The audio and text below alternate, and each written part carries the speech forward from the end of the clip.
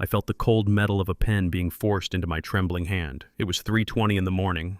My own son Darren whispered in the dark, "Just press his thumb on the ink pad if he will not hold the pen. The notary does not care, he is drugged anyway." My daughter-in-law Chloe, a woman who had spent the last 5 years looking down her nose at me, sneered and whispered back, "Hurry up, the old man is barely breathing. Let us get this over with."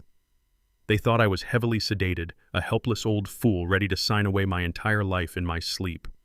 But when my eyes snapped open perfectly clear and the closet door creaked open to reveal my lawyer holding a camera, the color drained from their faces so fast you would think they had seen a ghost, because they had.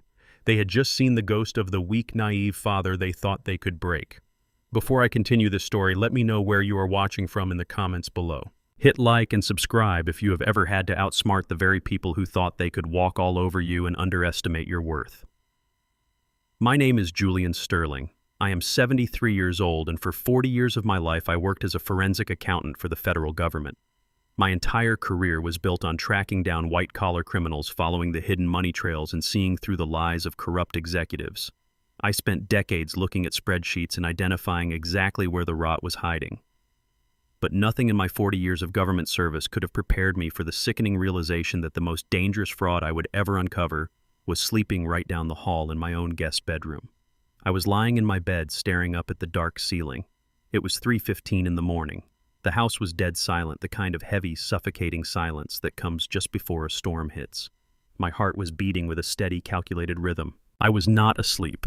I was completely awake, fully lucid, and waiting. For the past 2 days I had known this moment was coming. I heard the faint creak of the floorboards in the hallway. It was a sound I knew well, a sound I used to listen for when Darren was a teenager trying to sneak back into the house after curfew. But my son was 42 years old now, and he was not sneaking in after a party. He was sneaking into his father's U.S. bedroom to commit a felony. The brass doorknob turned slowly with a soft click. The door pushed open, letting a sliver of pale moonlight from the hallway spill across the foot of my bed. 3 silhouettes stepped into my room. I kept my breathing slow, deep, and rhythmic, mimicking the heavy respiration of someone who was completely unconscious. Through the narrow slits of my partially closed eyelids, I watched them approach. Darren moved first, his expensive leather shoes completely out of place for a midnight home invasion. Right behind him was Chloe. Even in the middle of the night, she exuded an air of arrogant entitlement, her blonde hair tied back, her arms crossed tight against her chest. And trailing behind them was a third man, a stranger, holding a leather briefcase. "Is he out?" Chloe whispered, her voice laced with that familiar tone of impatience and disgust she always used when talking about me. Darren stepped right up to the edge of my bed. He leaned over, his face inches from mine. I could smell the stale mint of his breath and the nervous sweat radiating from his collar.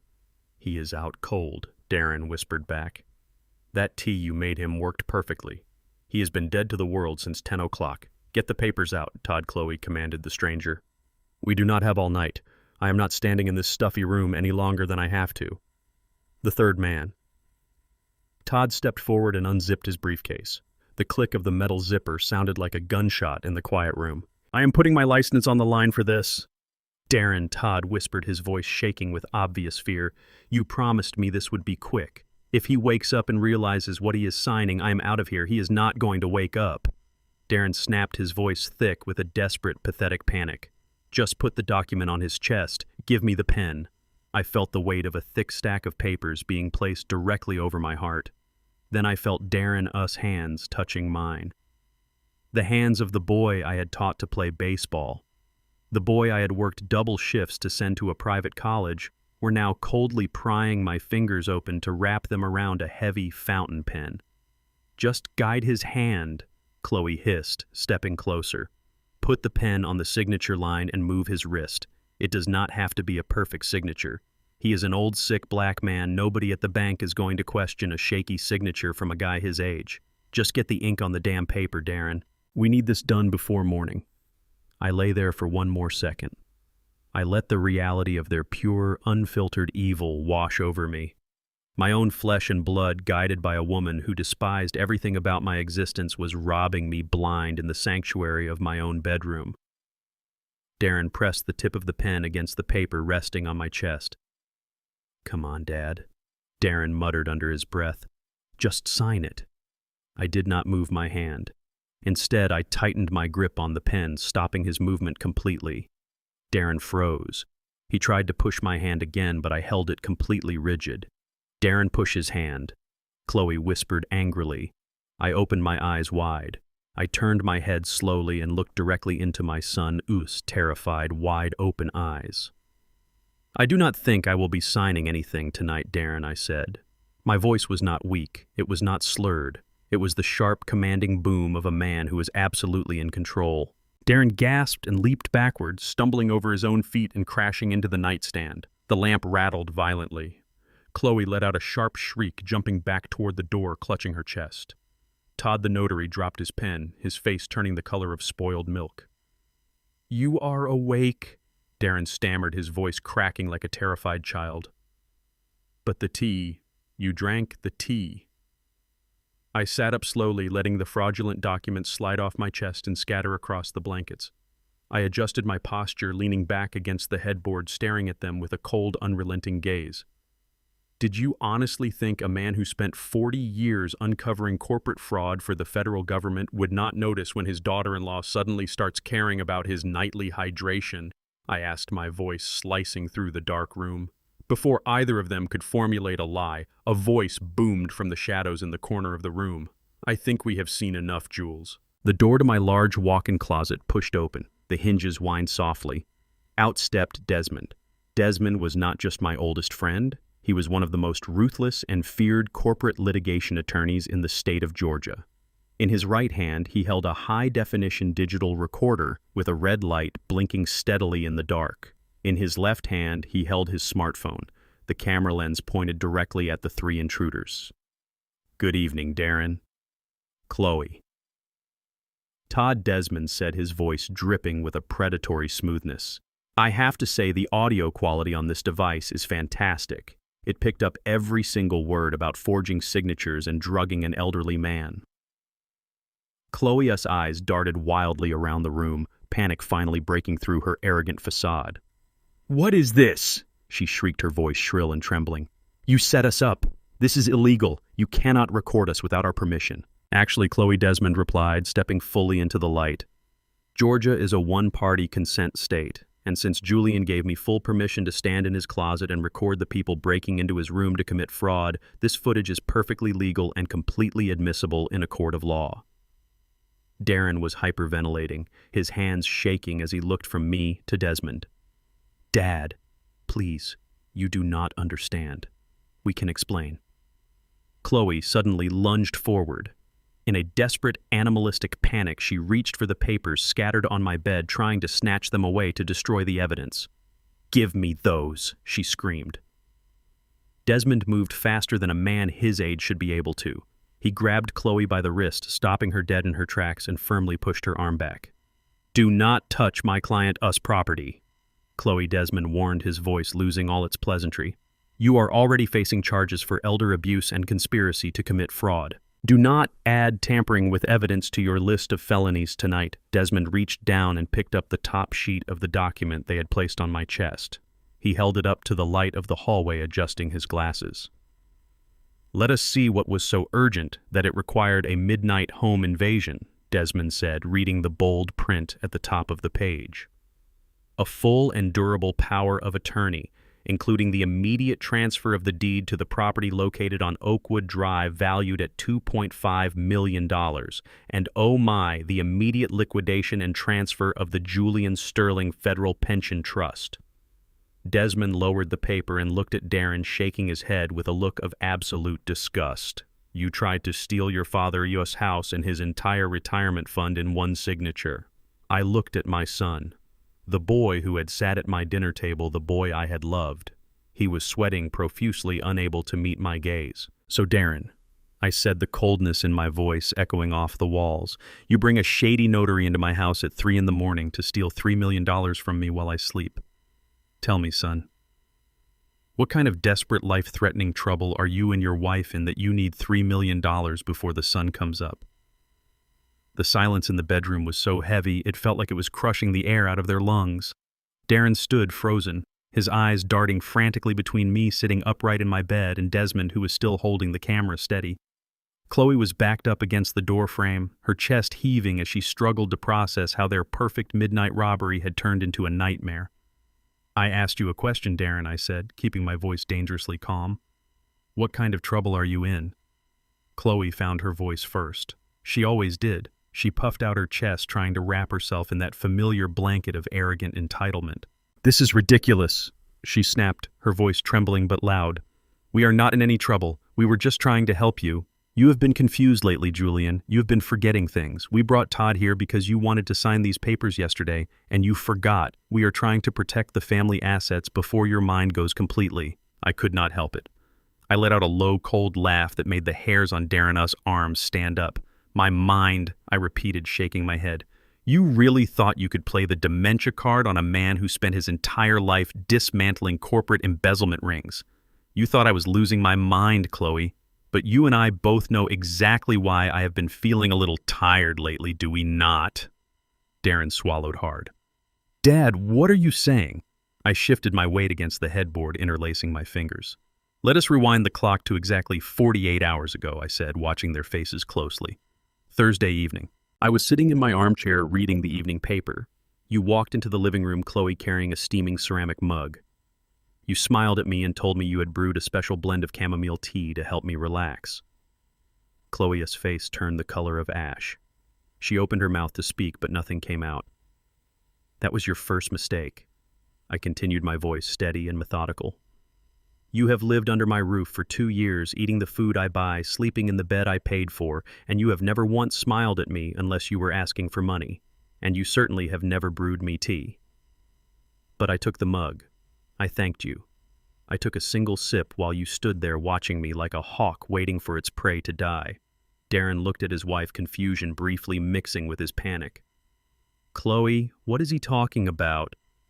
"I will tell you what I am talking about, Darren," I said, cutting him off. "Your wife is not a chemist. She is just a greedy woman with a heavy hand." When I took that sip, I tasted the thick, chalky, metallic bitterness hidden underneath the honey and lemon.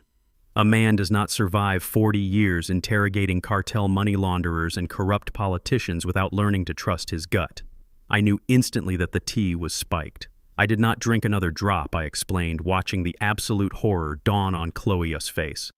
"I told you I wanted to drink it in bed. You looked so smug when you left the room." But the moment my door clicked shut, I spat that mouthful of tea into a sterile glass vial I kept from my field investigation days. Then I poured the rest of your special brew down the bathroom sink. I washed the mug, left it on my nightstand, and lay down, pretending to sleep.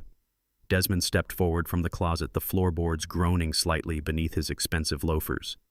He reached into his suit jacket and pulled out a crisp, sealed white envelope. "Friday morning." Desmond said, his deep voice filling the room while the two of you were sleeping off your hangovers. Julian drove to a private, independent toxicology laboratory in downtown Atlanta. He paid out of pocket for an expedited chemical analysis of the liquid inside that vial. Desmond handed the envelope to me. I took my time opening it.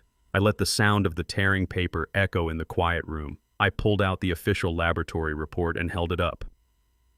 "Benzodiazepines," I read aloud, locking my eyes onto Chloe. "A massive, highly dangerous cocktail of heavy sedatives and tranquilizers. Taken in the doses you were trying to slip me, a man of my age would not just fall asleep. He would wake up utterly confused.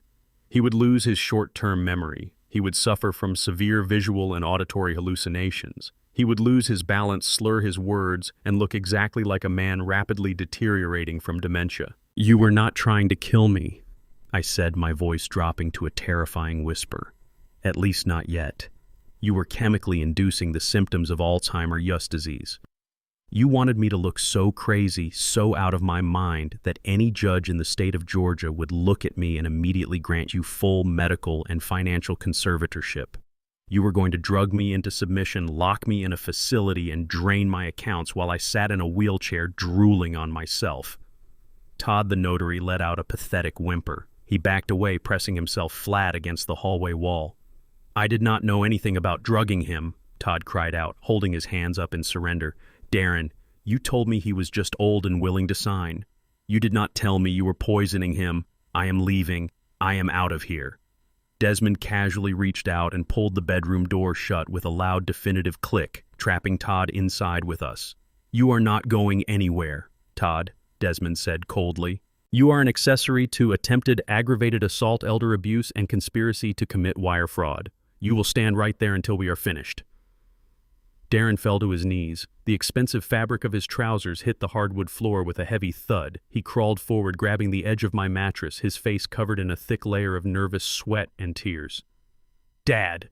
No, you have to listen to me!" Darren sobbed, his voice cracking hysterically. "It is not what you think. It was not poison.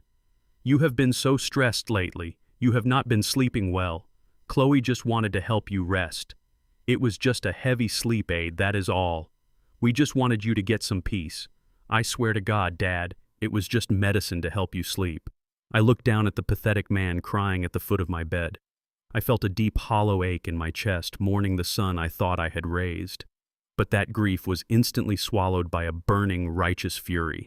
"A sleep aid," I repeated, leaning forward so my face was inches from his. "Do you honestly expect me to believe that? Do you think a man needs a fake notary at 3 in the morning to help him sleep, Darren? Do you think slipping narcotics into a 73-year-old man U.S. drink is an act of love?" Darren shook his head frantically, unable to form a coherent sentence. He just kept repeating, I am sorry, it was just for your sleep." I pulled my hand back and reached into the breast pocket of my pajamas. Or maybe I said, my voice slicing through his pathetic sobbing, "Your sudden, desperate concern for my sleep schedule has absolutely nothing to do with my health. Maybe it has everything to do with what I found in your trash can yesterday afternoon while you two were out shopping." I pulled out a piece of thick, expensive parchment paper. It had been crumpled up into a tight ball, but I had carefully flattened it out and taped the torn edges back together. "I am a forensic auditor, Darren," I said, holding the paper up so he could see the bold red lettering printed across the top. "I do not just look at bank statements. I look in the garbage. I look in the shredder. I follow the trail of desperation." Darren's eyes locked onto the piece of paper. The color drained from his face completely. He stopped crying. He stopped breathing. He just stared at the document as if he were looking at a loaded gun pointed straight at his head. Chloe let out a strangled gasp, covering her mouth with both hands. "This is a final notice of default," I read aloud, making sure every syllable hung in the air. Addressed to Chloe Sterling. "It seems that fancy high-end Pilates studio you have been bragging about to all your country club friends is not exactly the gold mine you claimed it was." I lowered the paper and glared at my daughter-in-law. I glared at the woman who had poisoned my tea and tried to steal my home. "So Chloe," I said, the venom rising in my throat, "do you want to explain to my lawyer and this camera why your luxury fitness business is currently $800,000 in debt?" I felt the cold metal of a pen being forced into my trembling hand. It was 3:20 in the morning. My own son Darren whispered in the dark, "Just press his thumb on the ink pad. If he will not hold the pen, the notary does not care. He is drugged anyway." My daughter-in-law Chloe, a woman who had spent the last 5 years looking down her nose at me, sneered and whispered back, "Hurry up, the old man is barely breathing. Let us get this over with." They thought I was heavily sedated, a helpless old fool, ready to sign away my entire life in my sleep. But when my eyes snapped open perfectly clear and the closet door creaked open to reveal my lawyer holding a camera, the color drained from their faces so fast you would think they had seen a ghost. Because they had. They had just seen the ghost of the weak, naive father they thought they could break. Before I continue this story, let me know where you are watching from in the comments below. Hit like and subscribe if you have ever had to outsmart the very people who thought they could walk all over you and underestimate your worth. Chloe stood frozen against the doorframe. Her perfectly manicured hands were shaking so violently that her heavy diamond rings clinked against each other. For 5 long years, she had paraded around my house, treating me like a second-class citizen in my own home. She always made sure to remind everyone that she was the proud owner of an exclusive elite Pilates studio in the incredibly wealthy neighborhood of Buckhead. She used to sip her expensive organic green smoothies in my kitchen and make condescending remarks about my government pension. She would say things like, "Julian, it is cute that you worked for the state, but real wealth is made in the private sector." She honestly thought a black man from the old neighborhood could never understand the sophisticated corporate finances of a modern white female entrepreneur. Well, I understood her finances perfectly. In fact, I understood them far better than she did. I kept my eyes locked on her pale, terrified face. Did you really think you could hide an $800,000 deficit from a man who spent his entire career dismantling corporate fraud rings? I asked, my voice steady and completely devoid of any sympathy. You thought you were so incredibly smart, Chloe. You thought you could just shuffle money between shell accounts and your wealthy investors would never notice a thing. That is a lie, she hissed, her voice shrill and wildly defensive. She pointed a trembling finger at me. You have absolutely no idea what you are talking about. My business is thriving. We are expanding. We are opening a second location next month. You are just a bitter old man making up pathetic stories to ruin my marriage. I did not raise my voice. I simply reached into the leather folder sitting beside me on the bed and pulled out a thick stack of printed bank statements. I let them drop onto the mattress with a heavy, definitive thud. Expanding, I repeated, tilting my head.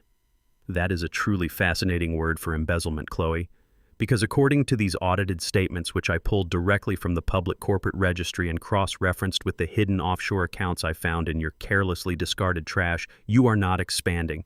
You are bleeding out. Darren looked at his wife in pure, unfiltered shock. Chloe, what is he talking about? Darren asked, his voice barely a whisper.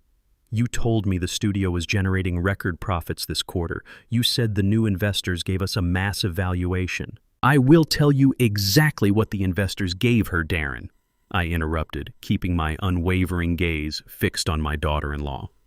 2 months ago, her 3 primary financial backers injected $500,000 into the corporate account for equipment upgrades and a massive new marketing campaign.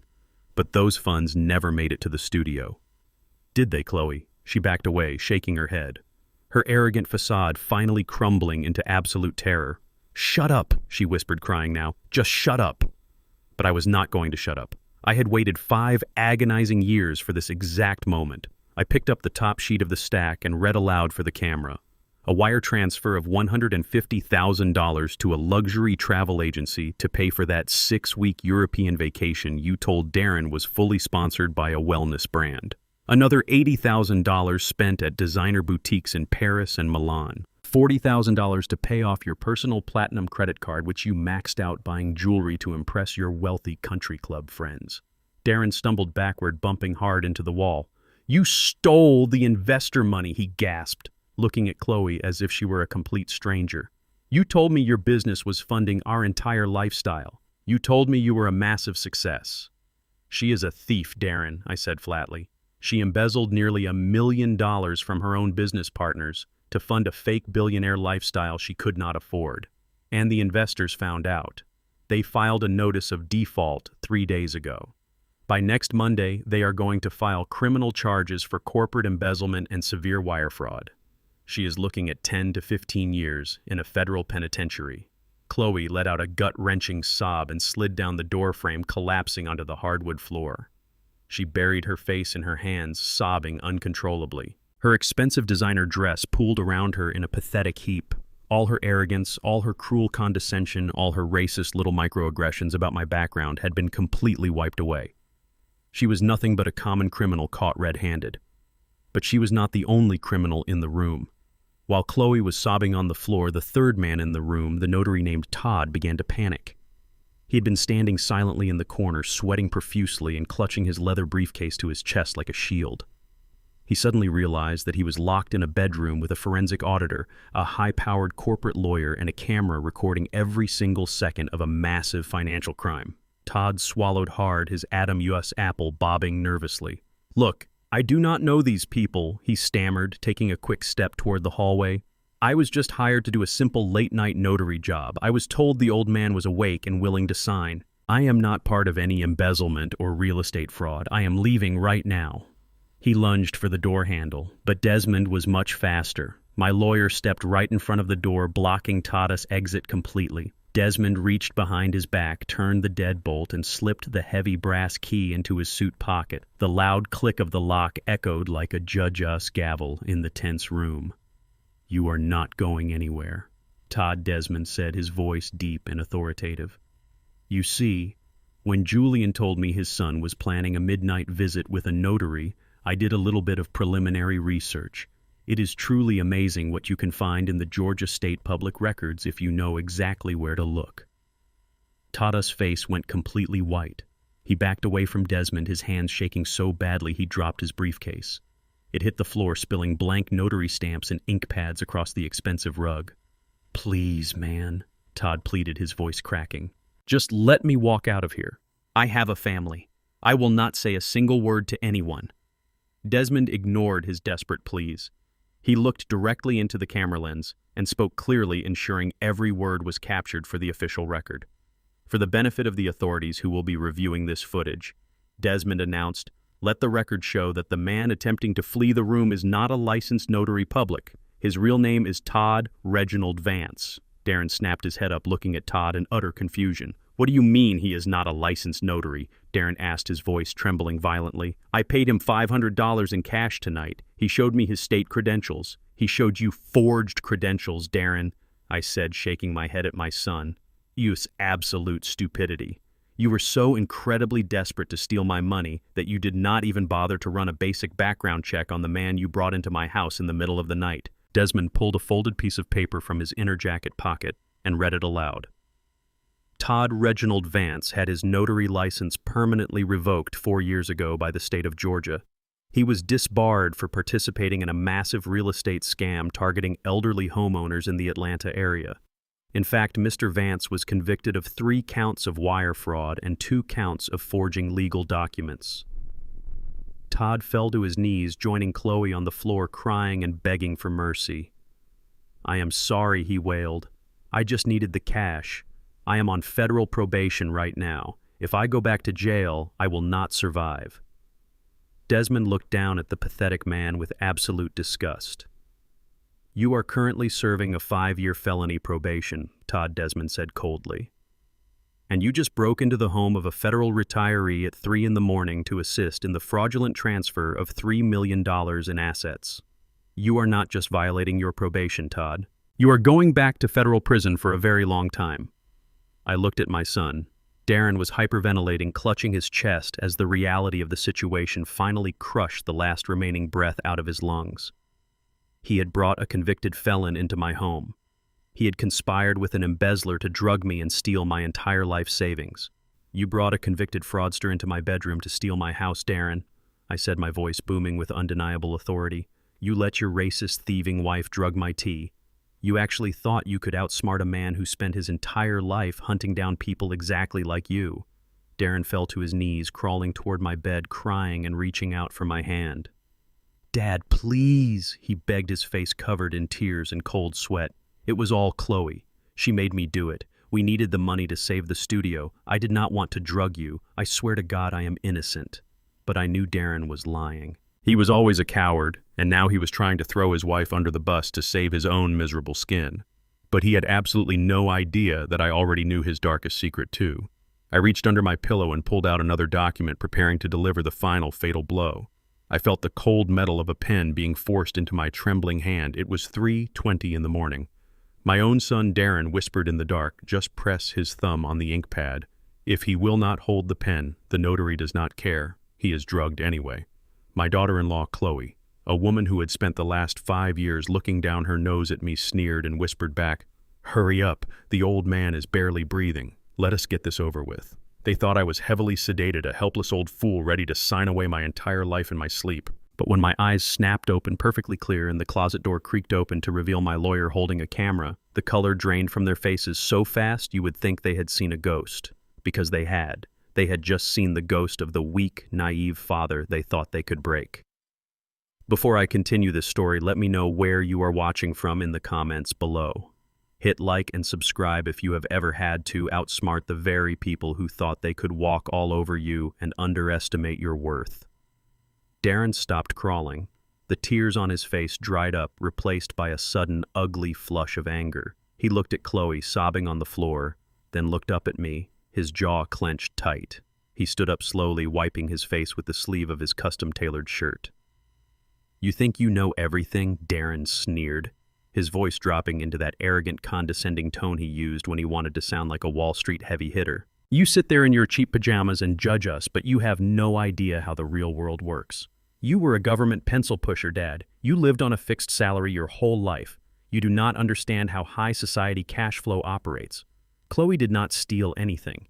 It is called creative financing. It is about leveraging liquid assets to stimulate growth.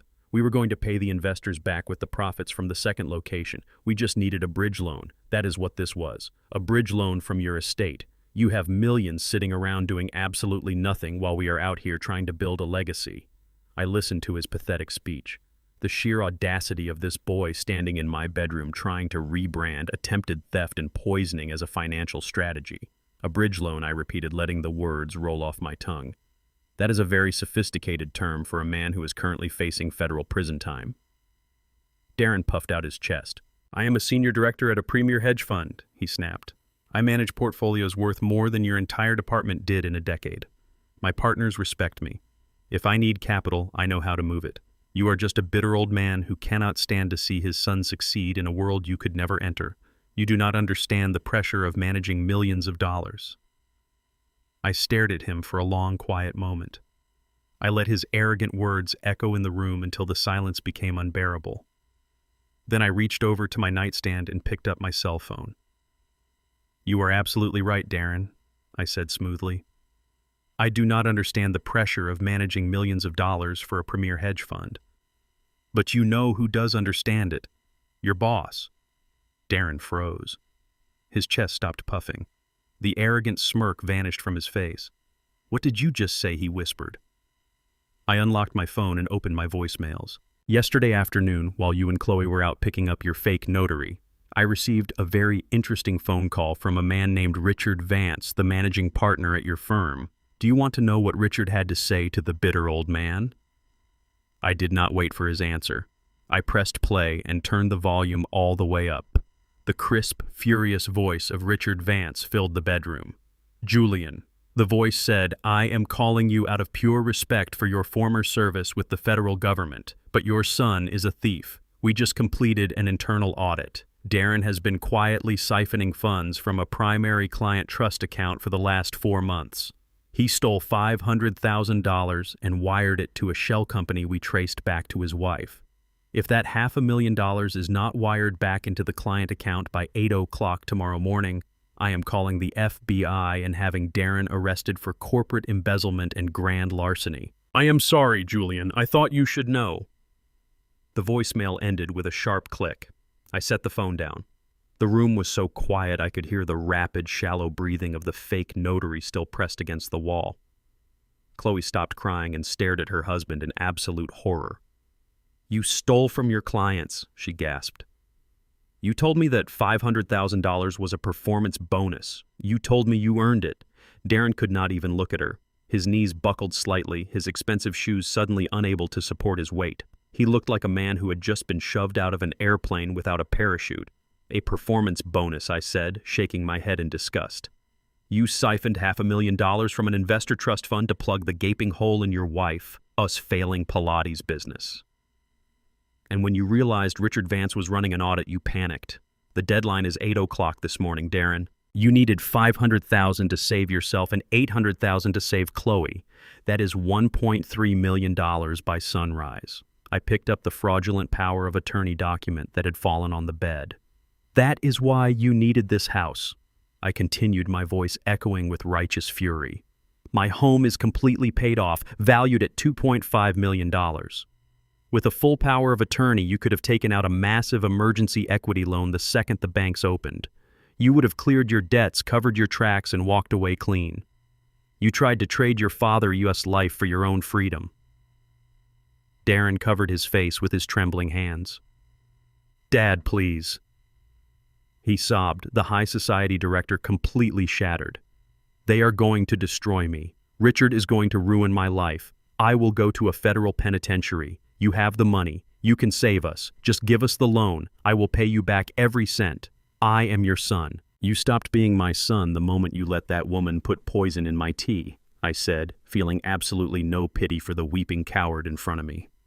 But there is one thing that still bothers me, Darren. One little detail that I had to figure out. I reached into the leather folder again.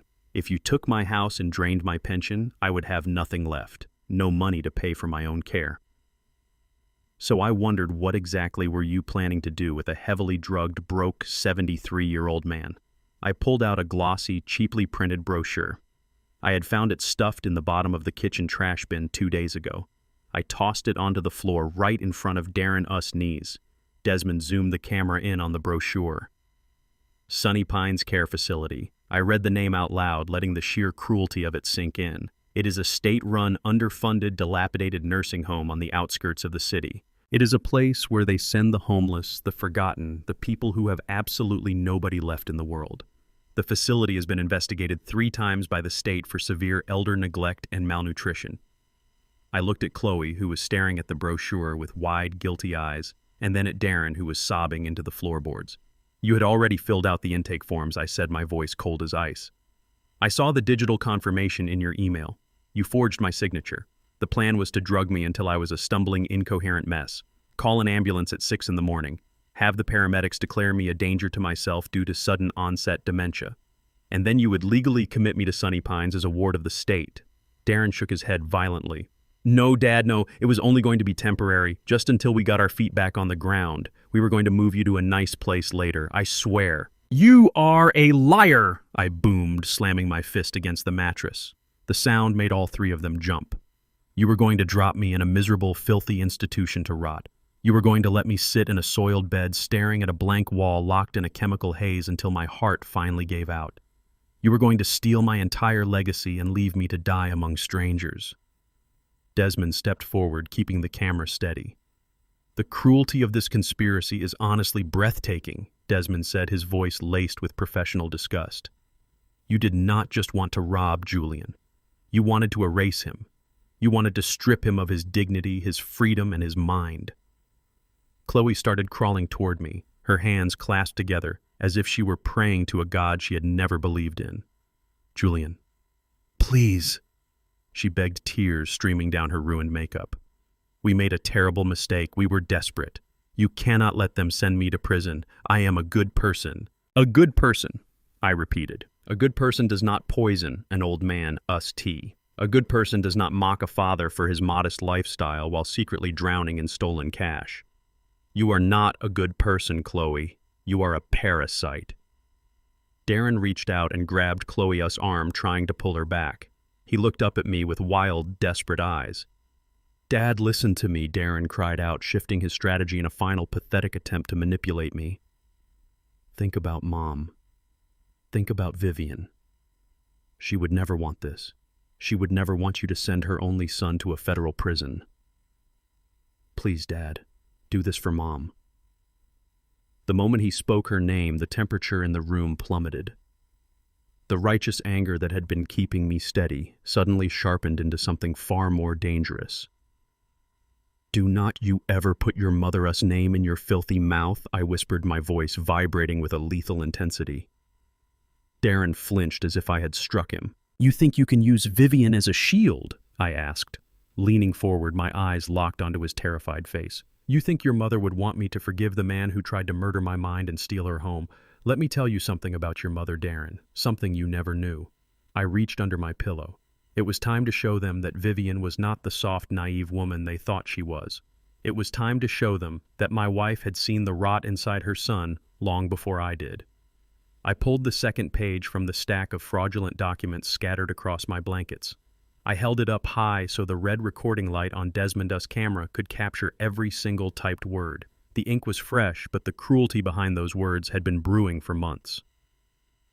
"This is not just a financial power of attorney," I said, my voice dropping to a terrifying clinical calmness. "This is a comprehensive forced medical mandate. I am a forensic accountant, Darren. I read the fine print for a living, and the fine print on page 2 is the most sickening thing I have ever read in my 73 years on this earth." Darren refused to look at the paper. He kept his eyes glued to the floorboards, his shoulders shaking with silent, pathetic sobs. Chloe, however, was staring at me. The panic in her eyes was slowly shifting. The cornered animal inside her was realizing that playing the victim was not going to work. "You scheduled a private, unlisted psychiatric transport ambulance to arrive at my front door at exactly 6 o'clock this morning," I stated, reading directly from their signed contract. "You paid them a $5,000 cash premium for absolute discretion. You authorized the medical technicians to use severe physical and chemical restraints if I showed any signs of resistance.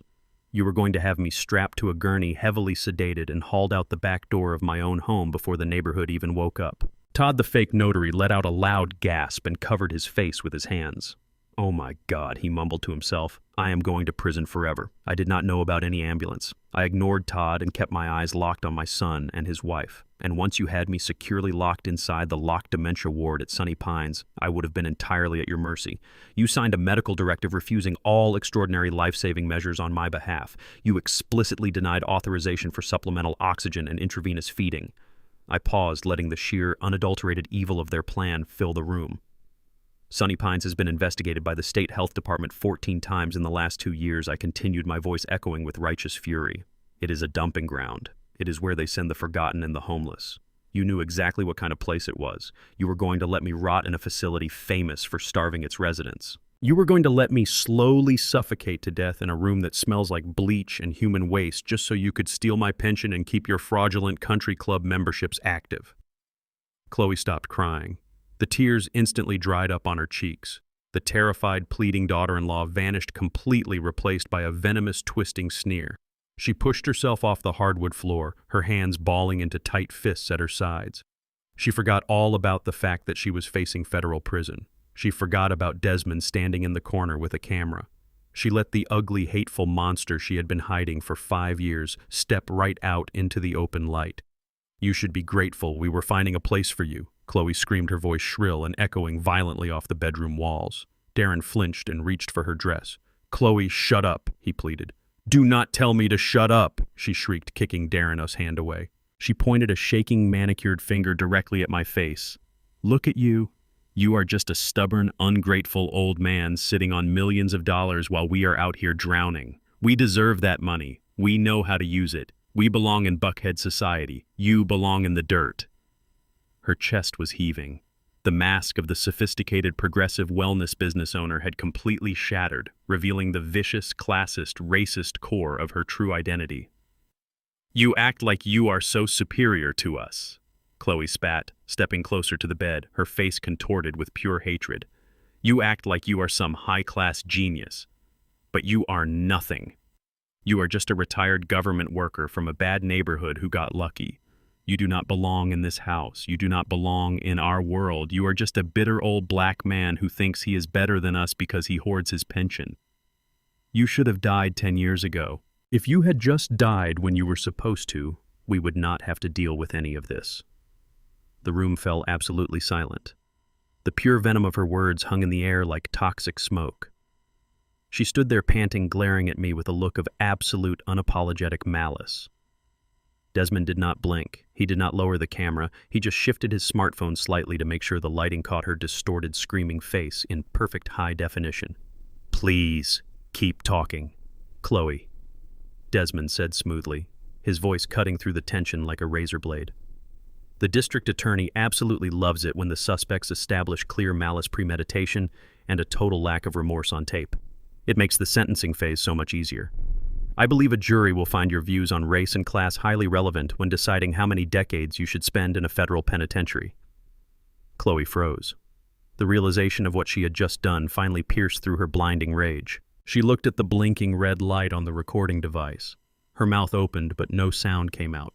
She stumbled backward, bumping into the doorframe, sliding down the wall until she was sitting on the floor again, staring blankly ahead as her entire life evaporated before her eyes. Darren scrambled away from his wife as if she had suddenly caught fire. He crawled toward the footboard of my bed, his knuckles white as he gripped the wood. Dad, do not listen to her, Darren pleaded, his voice breaking into pathetic, wet sobs. She is crazy. I did not mean any of that. I did not want to send you to that place. I was going to stop her. You have to believe me. She was the one who bought the drugs. She was the one who forged the medical directive. I just needed the bridge loan. You are a coward, Darren, I said, looking down at him with nothing but disgust. You are throwing your own wife to the wolves to save your skin, just like you tried to throw your own father into a death camp to save your career. You are entirely empty inside.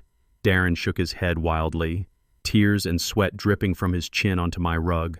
He knew the financial logic was not going to work. He knew blaming Chloe was not going to save him. So he reached for the only weapon he thought he had left. He reached for the deepest, most sacred part of my heart, hoping to exploit it. "Please, Dad." Darren cried out, his voice cracking with desperate manipulation. "Do not call the police. Do not send me to prison. Think about Mom. Think about Vivian." The moment he spoke, my late wife's name, the temperature in the room plummeted to absolute zero. My jaw tightened so hard my teeth ached. Darren looked up at me with wide, pleading eyes, thinking he had finally found my weak spot. "Mom would never want you to do this to me," he sobbed, gripping the bed frame tighter. "She loved me. I was her baby. She would never want you to send her only son away in handcuffs. You know she would forgive me. She always forgave me. You cannot destroy Mama's legacy by putting her son behind bars. Do this for Mom, Dad, please." I sat there in the silence, staring at the man who had just tried to murder my mind and steal my home. He thought Vivian was his ultimate shield. He thought the memory of his sweet, loving, church-going mother would save him from the devastating consequences of his actions. He honestly believed that Vivian had been a naive, soft-hearted woman who would turn a blind eye to his corruption. But he had absolutely no idea who his mother really was. He had no idea that Vivian had been watching him just as closely as I had. I reached slowly under my pillow. It was time to show my son that his mother was not a shield. She was a sword, and she had left behind a massive hidden blade just waiting for him to trip and fall on it. I let out a low, humorless laugh that seemed to drop the temperature in the room by another 10 degrees. Darren recoiled as if I had slapped him. "You really think your mother was blind, Darren? You honestly believe that sweet church-going woman did not see exactly what kind of man her son was turning into?" "Let me tell you a story about Vivian," I said, my voice echoing with absolute authority. 10 years ago, long before she got sick, we sat at the kitchen table late one night. We were looking at your bank statements, the ones you thought you had hidden so well. You were 32 years old, drowning in credit card debt, taking out predatory loans to fund your lavish weekends and lying to our faces about your big promotions. Vivian cried that night. She cried because she realized her only son was a financial parasite.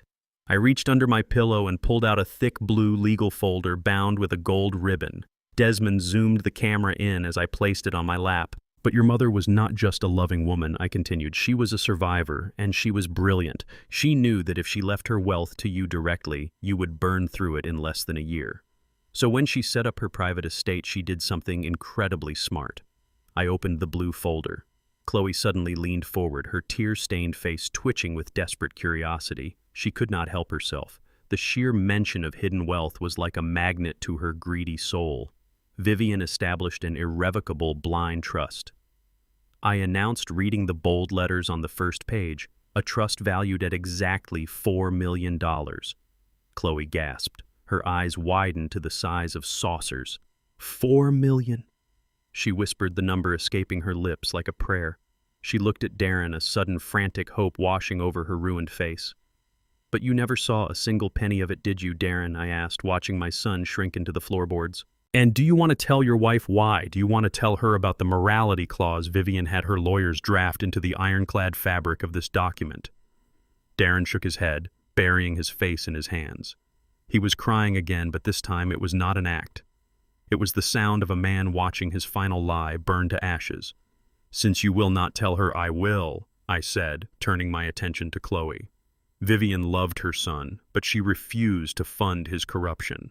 The trust stipulated that Darren could not access the principal nor the interest until he could provide legally certified proof that he had been completely, absolutely debt-free for 5 consecutive years.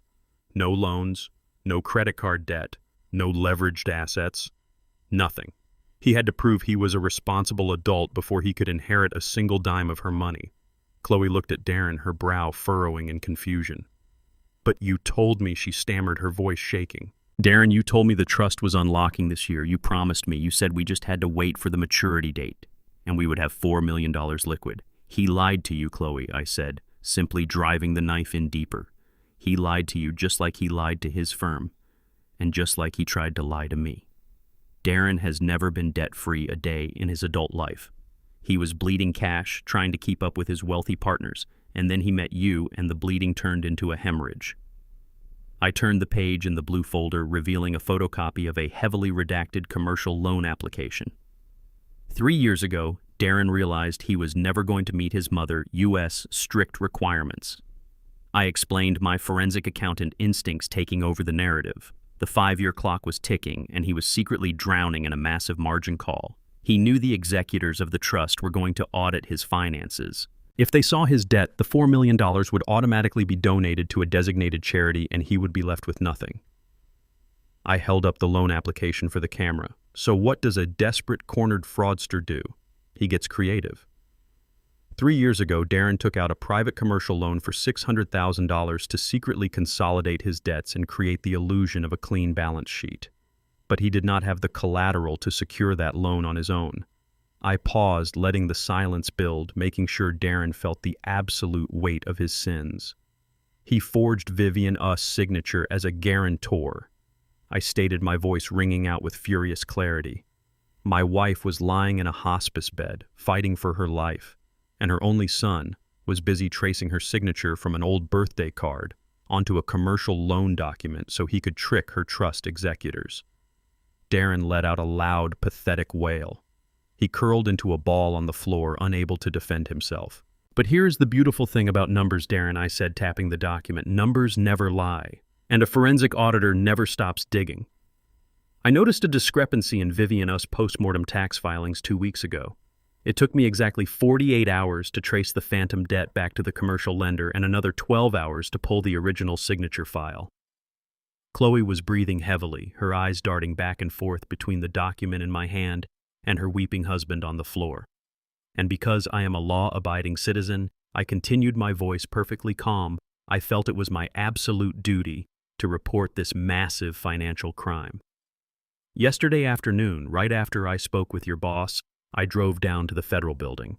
I handed this entire file along with a certified affidavit directly to the Criminal Investigation Division of the Internal Revenue Service. Darren shot up from the floor, his eyes wide with absolute, unadulterated terror. You went to the IRS, he screamed, his voice cracking violently. Dad, no, you cannot do that. That is federal tax fraud. They will seize everything. They will put me away for 20 years. They are already reviewing the file, Darren, I replied coldly. And once the IRS secures a conviction for the forged loan, the morality clause in Vivian U.S. Trust will be permanently breached. That $4 million is going straight to a cancer research foundation exactly as she requested. You get absolutely nothing. The room fell completely silent, save for the sound of Desmond shifting his weight to get a better camera angle. Then the silence was shattered by a sound I will never forget. It was a guttural, furious scream that came from the depths of a shattered, greedy soul. Chloe launched herself off the floor. She did not lunge at me. She lunged straight at her husband. You lied to me! Chloe shrieked, her voice tearing through the room like a jagged saw. She grabbed Darren by the collar of his expensive shirt, pulling him up to his knees and shaking him violently. You promised me that money. You told me the $4 million was guaranteed. You told me we were going to be rich. Darren tried to push her away, holding his hands up to protect his face. Chloe, stop. Please. I can fix this, he begged, dodging her frantic movements. Fix it, she screamed, her face red and contorted with absolute rage. You forged your dead mother, Us, signature. You dragged me into a federal investigation. I married you because you said you were getting that trust fund. You told me we just had to deal with your annoying old father for a few more years and then we would be set for life. You are broke. You are a broke, pathetic liar. She slapped him, hard. The sharp crack of her hand against his cheek echoed loudly in the bedroom. Darren stumbled backward, falling hard onto his side. Todd, the fake notary, whimpered in the corner, pressing himself as deeply into the shadows as humanly possible, terrified of the violence erupting in front of him. I sat back against my pillows and watched the beautiful, chaotic destruction of their alliance. There is no loyalty among thieves. The moment the money vanished, their perfect, sophisticated marriage dissolved into a pathetic, violent street brawl. You told me to drug him, Darren yelled back, finally finding his anger, pointing a shaking finger at his wife. You bought the pills, Chloe. You made the tea.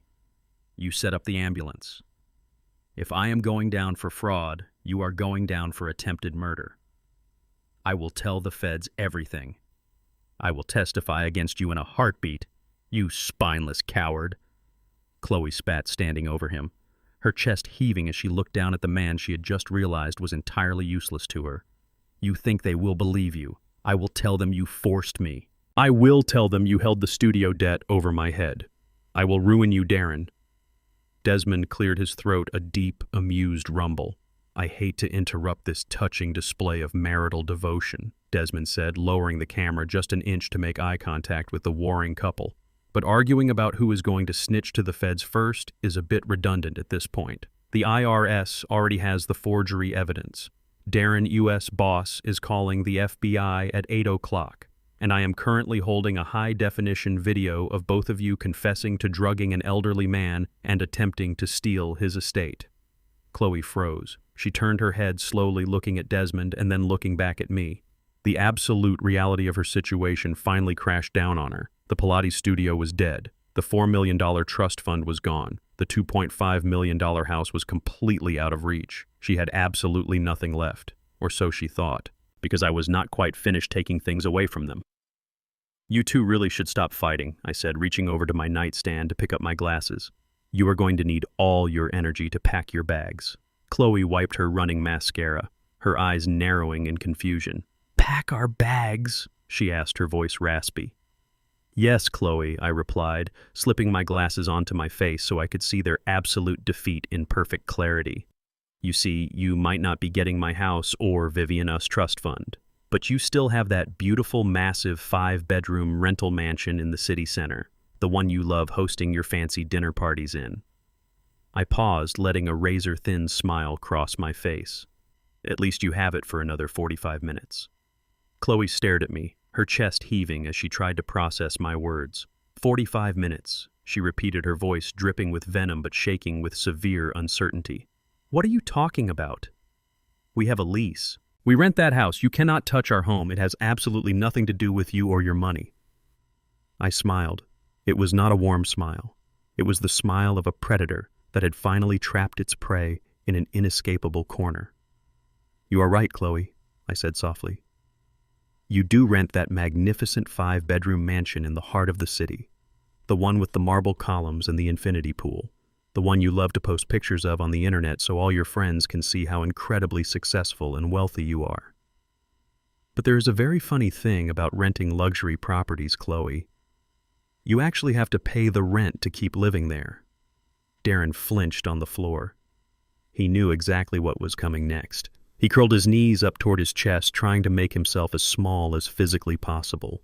You see, I continued, smoothing the edge of my blanket with absolute calm. A forensic accountant never stops at just one discrepancy. When I started digging into your completely fabricated finances 3 months ago, I did not just look at your failing Pilates studio or your embezzled investor funds. I looked at your living situation. I saw that you were nearly 6 months behind on your lease payments. I saw the late notices you tried to hide. I saw the final warnings, and I also saw something else. Something very interesting about your landlord. Chloe's breathing grew shallow. She took a step back, bumping into the wall. Her eyes locked on my face as I began to systematically dismantle her entire reality. Your landlord, a wealthy real estate developer, was not doing so well himself, I explained, keeping my tone strictly professional as if I were delivering a financial report to a boardroom. He was heavily over-leveraged. He had defaulted on multiple commercial loans across the city. The bank was getting ready to foreclose on that beautiful mansion you call home. He was desperate for a rapid cash buyout to avoid total bankruptcy. Desmond stepped forward from the shadows of the closet, the camera still recording every single drop of sweat rolling down their faces. And that is exactly when Julian called me, Desmond added, his voice smooth and clinical. He instructed my firm to set up a blind, limited liability company, an anonymous corporate entity with completely untraceable private backing. I looked directly into Chloe U.S. eyes. Her arrogant sneer had completely melted away, replaced by a hollow, sinking dread. My anonymous corporation approached your desperate landlord 4 weeks ago, I explained, savoring every single syllable. We offered to buy the property in an all-cash short sale. We took over the deed. We took over the debt. And most importantly, Chloe, we took over the lease. Your lease. Chloe stumbled backward, her hand flying to her mouth. No, she whispered, her voice cracking into a high-pitched whine. No, you cannot do that. That is our home. Oh, but I said, leaning forward so she could see the absolute finality in my eyes. For the past month, Chloe, you have not been renting from a real estate developer. You have been renting from me. I am your landlord. And as your new landlord, the very first thing I did was formally review your payment history. 6 months of unpaid rent is more than enough grounds for an immediate expedited eviction in the state of Georgia." Darren let out a loud, agonizing groan. He grabbed his hair, pulling at the roots as he rocked back and forth on the hardwood floor. "Dad, please." He begged, his voice a pathetic, broken wail. "Where are we going to go? We have nothing. You took the trust fund. You took the studio. You cannot take the house. We will be on the street." "You put yourselves on the street, Darren," I said, my voice rising like thunder in the quiet room. "You stole from your clients. You stole from your mother. You tried to steal from me. You tried to lock me in a chemical prison so you could live like a king in a house you did not even own. I am just accelerating the inevitable collapse of your pathetic, fraudulent life." Desmond pulled a thick, official-looking document from his jacket pocket. "We filed the eviction notice 3 weeks ago," Desmond stated, holding the paper up so the camera could capture the legal seal. "We legally posted the notices to the secondary entrance of the property exactly as the law requires. But since the two of you only used the grand front entrance to show off for your neighbors, you never even saw them." The judge reviewed the 6 months of massive rent arrears and granted a full immediate writ of possession on Thursday morning. I turned my head and looked at the digital clock sitting on my nightstand. The glowing red numbers read 4:15 in the morning. I looked back at my son and his wife. They looked like two people standing on the train tracks watching a freight train barrel toward them, completely unable to move. "Do you know what time it is, Darren?" I asked softly. Darren just stared at me, his eyes completely bloodshot, his face pale and slick with terror. "It is 4:15 in the morning," I said, enunciating every word with crystal clarity. "The court-ordered writ of possession went into active effect at exactly 4:00 o'clock this morning, which means at this very second there is a team of Fulton County Sheriff U.S. deputies standing inside your beautiful marble foyer." Chloe let out a blood-curdling scream. She scrambled to her feet, grabbing her designer purse from the floor, her hands shaking violently as she dug for her phone. "My clothes," she shrieked, panic completely consuming her. "My jewelry, my bags, everything is in that house." "Not anymore," I said, my voice cutting straight through her hysteria. "The deputies are not alone. I hired a private bonded enforcement team, 20 men with heavy-duty garbage bags and a very strict deadline. Right now, at this exact moment, they are clearing out every single room of that mansion. They are taking your custom Italian furniture. They are taking your $1,000 shoes. They are taking your expensive artwork. And they are dragging it all out the front door and dumping it directly onto the public sidewalk." Darren collapsed onto his stomach, burying his face in the rug, sobbing so hard he was choking on his own breath. "Your entire life," I continued, my voice absolutely relentless, "is currently being tossed onto the curb like common garbage for all your wealthy, elite buckhead neighbors to see when they wake up for their morning jogs. Every single person on your street is going to watch the authorities throw you out like the deadbeat squatters you truly are." Chloe dropped her phone. It hit the floor with a loud crack, the screen shattering instantly. She stared at me, her mouth opening and closing, but she could not formulate a single word. The reality of her total, absolute ruin had finally crushed her. She had no business. She had no money. She had no rich husband. And now she did not even have a bed to sleep in. "You have exactly 45 minutes to get to the property before the enforcement team finishes the job and the deputies permanently lock the gates," Desmond added, checking his luxury wristwatch.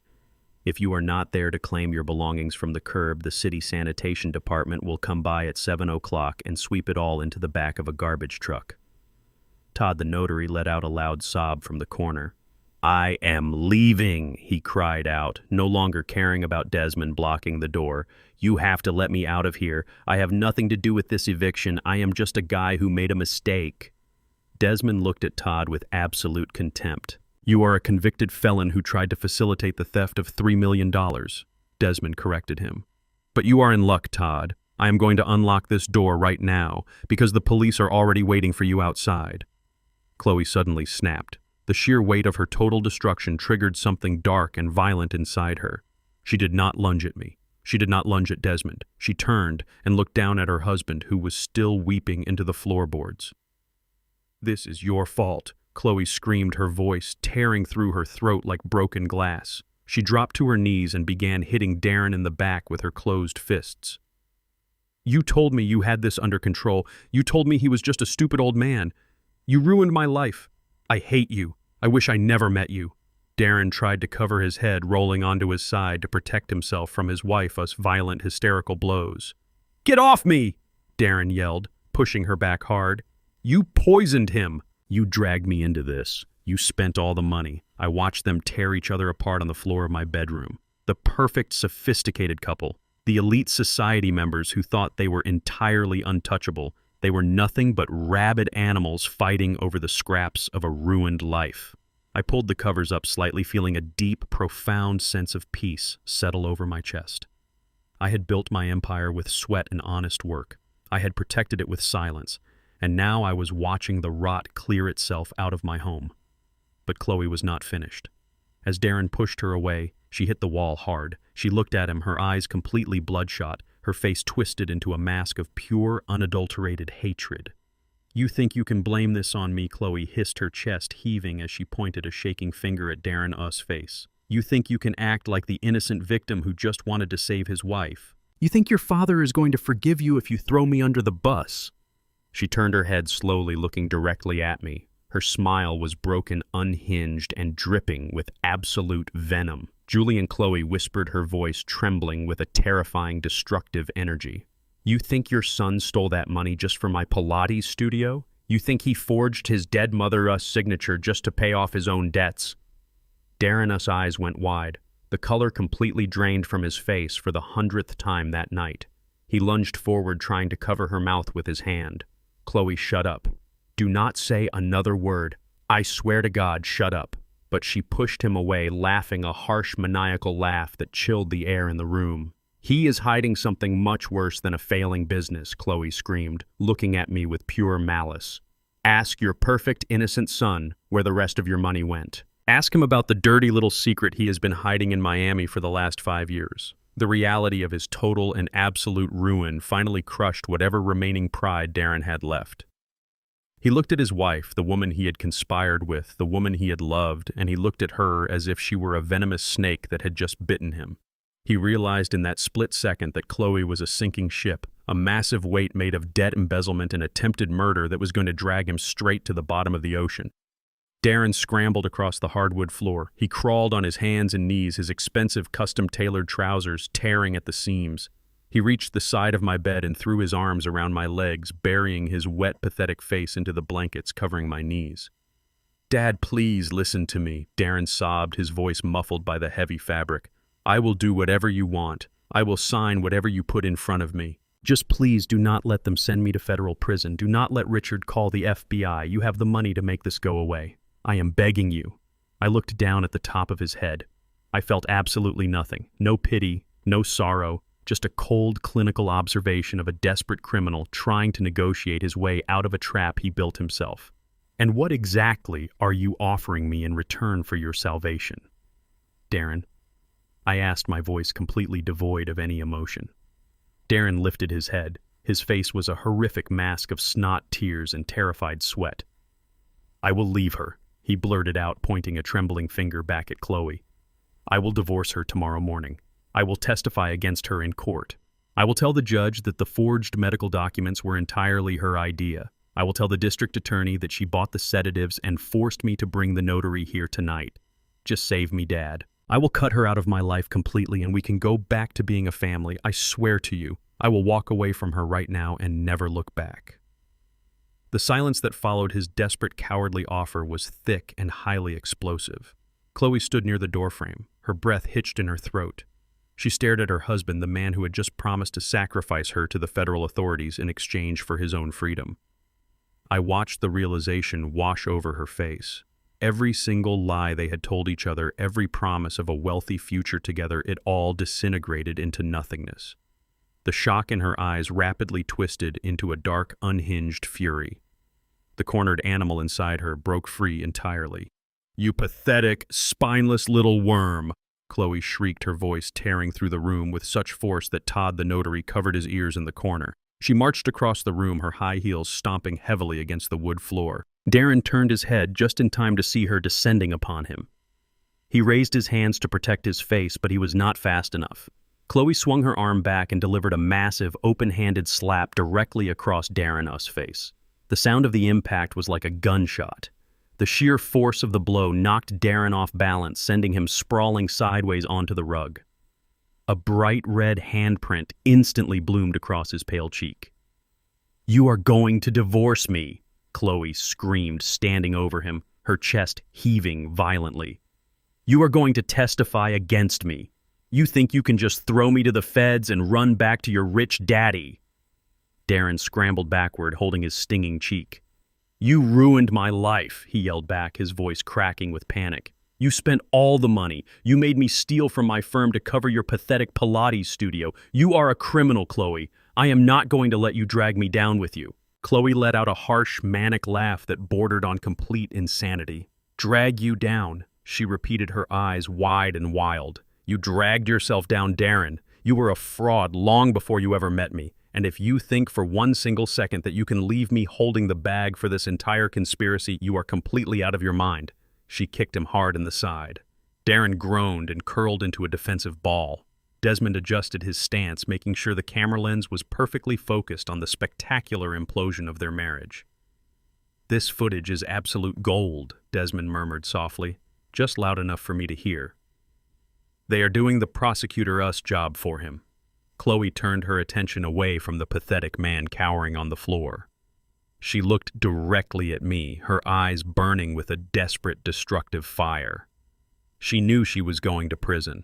She knew her life as a wealthy Buckhead socialite was permanently over. But she was absolutely determined to make sure her husband suffered the exact same fate, if not worse. Mutually assured destruction was the only card she had left to play. Julie, Chloe said, her voice dropping to a dangerous, trembling whisper. "Your son loves to play the victim. He loves to act like he only made mistakes because he was trying to provide for his family. He wants you to believe that every single dollar he stole from you, from his mother, and from his firm was just to keep our household afloat." Darren suddenly went completely rigid. The pain in his face seemed to vanish, replaced by a new, much deeper terror. He pushed himself up onto his knees, his eyes wide with a frantic, begging panic. "Chloe, no," Darren pleaded, holding his hands out toward her. "Please, stop. Do not say it. You promised me. I promised you when we were a team, Darren." She spat, not even looking at him. "But you just told your father you would send me to prison to save your own skin. So all promises are officially canceled." Chloe took a slow step closer to my bed. She wanted to make sure I heard every single word she was about to say. She wanted to make sure the devastation was absolute and complete. "You think your son is a good man who just lost his way, Julian?" Chloe asked, a cruel, mocking smile spreading across her tear-stained face. "You think he is a victim of my greed? You think he was just trying to be a good husband?" She pointed a manicured finger directly at Darren, who was shaking his head violently, silently, begging her to stop. "Ask him about Miami," Chloe screamed, the venom pouring from her lips. "Ask your perfect, innocent son where the rest of the stolen money went. Ask him which woman in Miami has been receiving thousands of dollars of your money every single month for the past 5 years. Ask him about his dirty, disgusting little secret." The room seemed to lose all its oxygen. Darren collapsed completely, burying his face into the floorboards, letting out a long, agonizing moan of total defeat. He knew his final, most carefully guarded lie had just been dragged into the harsh, unforgiving light. I looked at my son lying on the floor, stripped of every illusion he had ever created. He had betrayed his mother. He had betrayed me. He had betrayed his clients. And now the true depth of his moral bankruptcy was laid bare. I did not gasp. I did not act surprised. I simply adjusted my posture against the headboard, feeling the cold, precise calculations of a forensic auditor taking full control of the narrative. I looked at Chloe, whose eyes were wide with malicious triumph, waiting for me to break down in shock. But I was not going to give her that satisfaction. I was going to give her something much, much worse. I was going to show them both that I was always 10 steps ahead. Chloe stood there with her chest heaving, waiting for the bomb she just dropped to completely obliterate my reality. She had a sick, triumphant smile twisting her lips. She fully expected me to clutch my chest, to weep for my broken family, to look at my son with sudden, heartbreaking devastation. She thought the revelation of Darren funding a secret life in Miami would be the final nail in my coffin. She wanted me to feel the exact same betrayal she was feeling. Darren was curled up on the rug, his hands clamped over his ears like a toddler trying to block out the sound of his parents fighting. He was completely broken. He knew that hiding an illegitimate child from his vicious status-obsessed wife was bad enough, but funding that child with stolen money was a federal crime that would completely ruin whatever shred of a reputation he had left. The silence in the room stretched out for 10 long seconds. I did not gasp. I did not drop my head. I simply reached into the pocket of my pajama shirt, pulled out a small microfiber cloth, and slowly cleaned the lenses of my glasses. I put them back on my face, making sure my vision was perfectly clear before I looked directly into Chloe's wildly expectant eyes. "You really thought you were giving me breaking news, Chloe?" I asked, my voice as calm and steady as a ticking metronome. "You honestly stood there in my bedroom and thought you could surprise a veteran forensic auditor with a secret about his own bank accounts?" Chloe's triumphant smile faltered, her brow furrowed. She took a tiny, uncertain step back. "What do you mean?" she stammered. I turned my gaze down to the pathetic lump of a man sobbing on the floor. "Tell her, Darren," I commanded, my voice booming with a sudden, terrifying authority.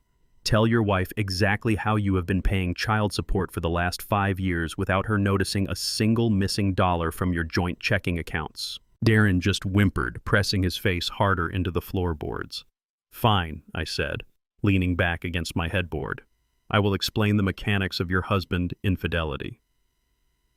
You see, Chloe, 5 years ago, Darren realized he had a massive problem.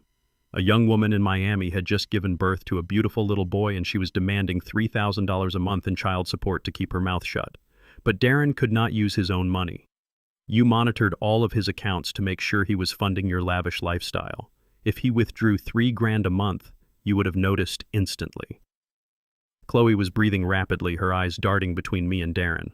So I continued interlocking my fingers. Darren did what any desperate coward would do. He committed identity theft. He used my social security number, my excellent credit history, and my home address to open a high-limit credit card completely under my name. He set up paperless billing to an email address he controlled. Every single month for the last 60 months, Darren has charged $3,000 to that card, wired it to Miami through a third-party payment processor, and then paid the minimum balance using funds he skimmed from my retirement distributions. Chloe looked like she was going to be physically sick. She stumbled backward, clutching her stomach. "You knew," she whispered, her voice completely hollow. "You knew he had a kid." I knew within the first 30 days, I replied, my voice devoid of any warmth. "I spent 40 years tracking phantom money across international borders for the federal government. Do you really think an unauthorized credit inquiry on my personal credit report was going to slip past me?" I noticed the account the week he opened it. I tracked the wire transfers. I found the payment processor. I located the recipient in Miami within 48 hours. Darren slowly lifted his head from the floor. His face was swollen and red. You knew, he croaked, his voice barely audible. "Dad, you knew the whole time." "Of course I knew," I said, staring at him with absolute contempt. "I flew down to Miami 4.5 years ago while you two were on a luxury vacation in Aspen. I met the mother. I took a DNA test just to be absolutely certain. I have known my grandson since he was 6 months old. He is a bright, beautiful little boy who deserves so much better than a cowardly, thieving father who treats him like a dirty secret." Darren stared at me in complete disbelief. "Why did you not say anything?" he whispered. "Why did you let me keep paying it?" "Because I needed a flawless, undeniable paper trail," I said, feeling the cold, satisfying click of the trap finally snapping shut. "If I confronted you 5 years ago, you would have denied it. You would have found another way to hide the money. You would have put that child in financial jeopardy. So I let you keep the credit card open. I let you commit federal wire fraud and identity theft every single month for 5 years. You built your own prison, Darren, transaction by transaction. I just let you lay the bricks." Desmond stepped forward, the red light on his camera still blinking steadily. "The documentation is staggering," Desmond added, his legal tone slicing through the heavy air. 60 months of fraudulent wire transfers. 60 months of identity theft. The federal prosecutor is going to have an absolute field day with this file. But I did not just sit back and watch you commit felonies, Darren. I continued, my voice growing louder, more commanding. I protected my bloodline. I sat down with Desmond and the child mother 3 years ago. She is a very reasonable woman once she realized what kind of criminal she was dealing with. She signed over full financial guardianship of the boy to me. Darren gasped, trying to push himself up off the floor. What? He choked out. You cannot do that. He is my son. He is not your son, I roared, the anger finally breaking through my clinical exterior. He is my grandson. You are nothing but a sperm donor who uses stolen money to keep him hidden in the shadows. I set up an irrevocable educational trust fund for that boy. I bought his mother a modest safe house in a good school district in Florida. The house and the trust are fully funded by my clean, honest money. And the legal structure Desmond created completely permanently severs you from having any custody, any visitation, or any financial control over that child ever again. Darren collapsed back onto the floor, letting out a loud, agonizing scream of total defeat. Every single thing he had tried to control, every single secret he had tried to hide was completely dismantled and laid bare. He had no job, he had no marriage, he had no money. And now he had absolutely no rights to his own child. Chloe started laughing. It was not a happy sound. It was the manic, broken laughter of a woman who had just realized that her entire life was a meaningless joke. She looked at Darren weeping on the floor and laughed harder, tears streaming down her face. You lose everything, she cackled, pointing at her husband. You tried to play everyone and you lose absolutely everything. But her manic laughter was suddenly cut short. A strange, rhythmic, flashing light caught my attention. It was bleeding through the gaps in the bedroom curtains, painting the dark walls of my room with alternating flashes of bright red and piercing blue. The heavy, suffocating silence of the house was violently shattered by the loud, authoritative wail of police sirens coming down the street. The sound grew louder and louder until it felt like it was right inside the bedroom. Chloe stopped laughing. She spun around, staring at the window. The red and blue lights washed over her pale face, illuminating the absolute terror in her eyes. Darren stopped crying. Darren stopped. He froze on the floor, his entire body going completely rigid. The sirens abruptly cut off, replaced by the loud, heavy slamming of car doors outside my front lawn. The heavy static of a police radio echoed through the quiet suburban night. I looked at the clock on my nightstand. It was 4:30 in the morning. I adjusted my blanket, sitting up perfectly straight, completely unbothered by the chaos unfolding outside my window. Well, Darren, I said softly, looking down at the broken man on my floor. It sounds like your ride is here. I felt the cold metal of a pen being forced into my trembling hand. It was 3:20 in the morning. My own son Darren whispered in the dark, just press his thumb on the ink pad if he will not hold the pen. The notary does not care, he is drugged anyway. My daughter-in-law, Chloe, a woman who had spent the last 5 years looking down her nose at me, sneered and whispered back, Hurry up, the old man is barely breathing. Let us get this over with. They thought I was heavily sedated, a helpless old fool, ready to sign away my entire life in my sleep. But when my eyes snapped open perfectly clear and the closet door creaked open to reveal my lawyer holding a camera, the color drained from their faces so fast you would think they had seen a ghost. Because they had.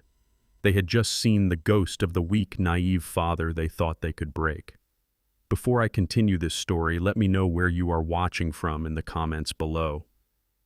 Hit like and subscribe if you have ever had to outsmart the very people who thought they could walk all over you and underestimate your worth. The flashing red and blue lights painted the bedroom walls. I sat in my bed perfectly calm, watching the chaos unfold. But to my absolute surprise, the terror on Chloe's face suddenly melted away. The panic that had just consumed her was replaced by a slow, creeping, malicious smile. She wiped the smeared mascara from her cheeks and let out a short, triumphant laugh. It was the laugh of a sociopath who thought she had found a hidden trapdoor in a burning building.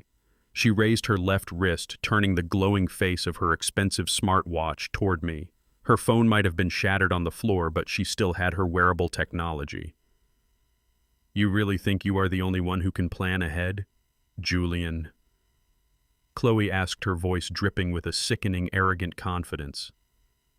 You think you are the smartest person in the room just because you found some bank statements. I pressed the emergency SOS button on my watch 10 minutes ago, right when your lawyer blocked the door. I bypassed the dispatch operator and connected directly to the local precinct emergency line.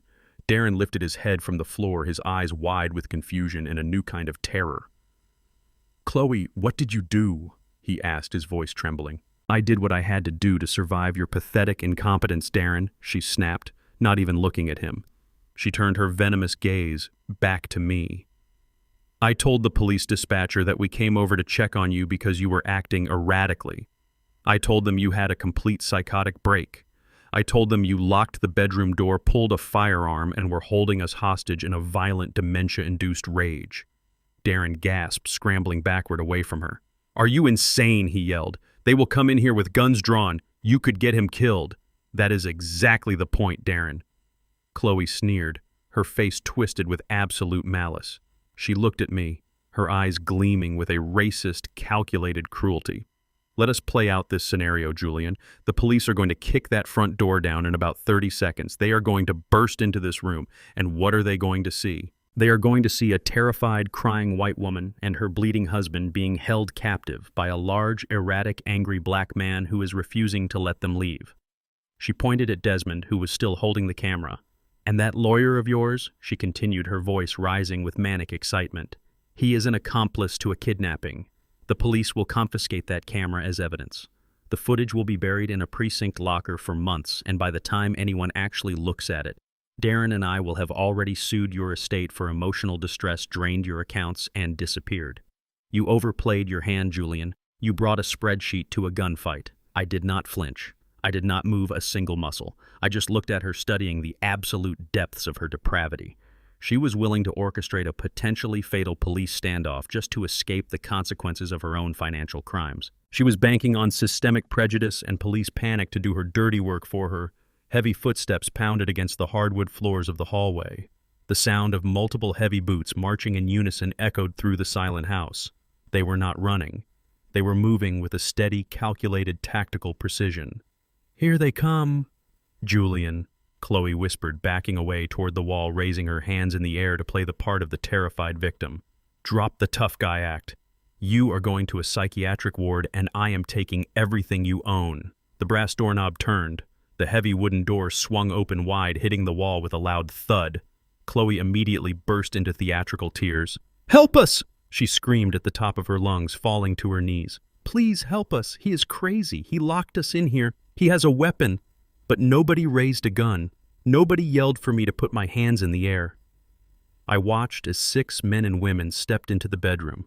They were not wearing standard blue patrol uniforms. They were not beat cops responding to a hostage situation. They were wearing dark tactical windbreakers with bold yellow lettering printed across their chests. 3 of the jackets read Financial Crimes Task Force. The other 3 read State Bureau of Investigation, Elder Abuse Division. Leading the group was a tall, broad-shouldered federal agent with silver hair and a stern, unforgiving face. He stepped over the scattered, fraudulent documents on the floor and looked directly down at Chloe, who was still kneeling with her hands in the air, her theatrical sobbing abruptly dying in her throat. Chloe lowered her hands slowly. Her mouth fell open. She looked at the agents, then at Darren, and finally at Desmond, completely unable to process what was happening. Desmond lowered his camera, a wide, satisfied smile spreading across his face. He reached into his suit jacket and pulled out a small black wireless microphone transmitter clipped to his inner pocket. You really should learn to read the room, Chloe, Desmond said, his voice echoing with absolute triumph. Did you honestly think a high-profile corporate attorney and a veteran federal forensic auditor would stage a confrontation like this without having maximum law enforcement backup? The lead agent stepped forward, pulling a pair of heavy steel handcuffs from his tactical belt. We did not respond to your smartwatch SOS, Chloe, the agent said, his voice deep and entirely devoid of sympathy. We did not even get the dispatch call until 2 minutes ago. We have been here the entire night. Julian let us in through the back door at 2 o'clock this morning. We have been standing in the living room for the last 2 hours listening to a direct audio feed from the wire Desmond is wearing. Chloe's face went completely blank. The blood drained from her head so fast I thought she was going to pass out. We heard every single word. The agent continued, stepping closer to her. We heard you admit to drugging an elderly man. We heard you admit to forging medical directives. We heard you discuss the embezzlement from your Pilates studio. And just now we had the absolute pleasure of listening to you fabricate a violent felony hostage situation to a 911 operator, which is a federal offense on its own. Darren let out a high-pitched, strangled noise. He curled into a tight ball on the rug, burying his head under his arms. He knew it was over.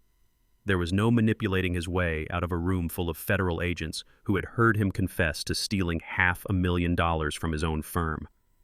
"You cannot do this," Chloe stammered, scrambling backward on her hands and knees until her back hit the wall. "You have no right. We are citizens. We have rights. This is entrapment. You entrapped us."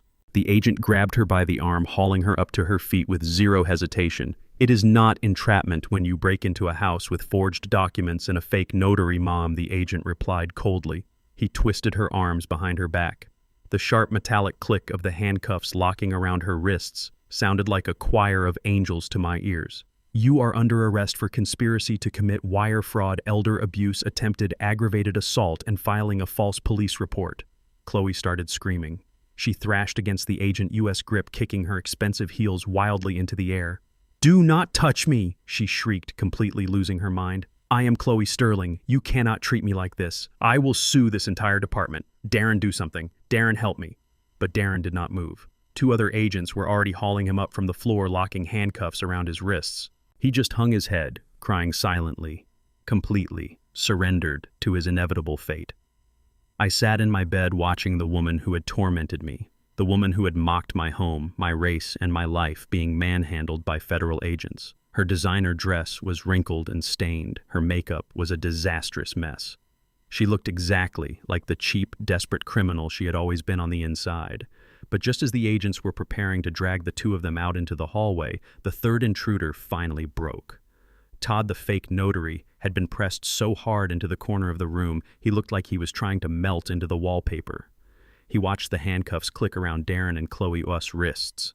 He saw the sheer number of federal agents swarming the room. He realized that the ship was not just sinking, it had already hit the bottom of the ocean, and Todd was absolutely determined not to drown with the captain. "Wait!" Todd screamed, throwing himself onto his knees so hard the floorboards rattled. He crawled toward the lead agent, holding his hands up in total surrender. "Please wait. Do not arrest me. I will cooperate. I will tell you everything you want to know." The lead agent paused, looking down at the trembling fraudster. Chloe stopped struggling and snapped her head toward Todd.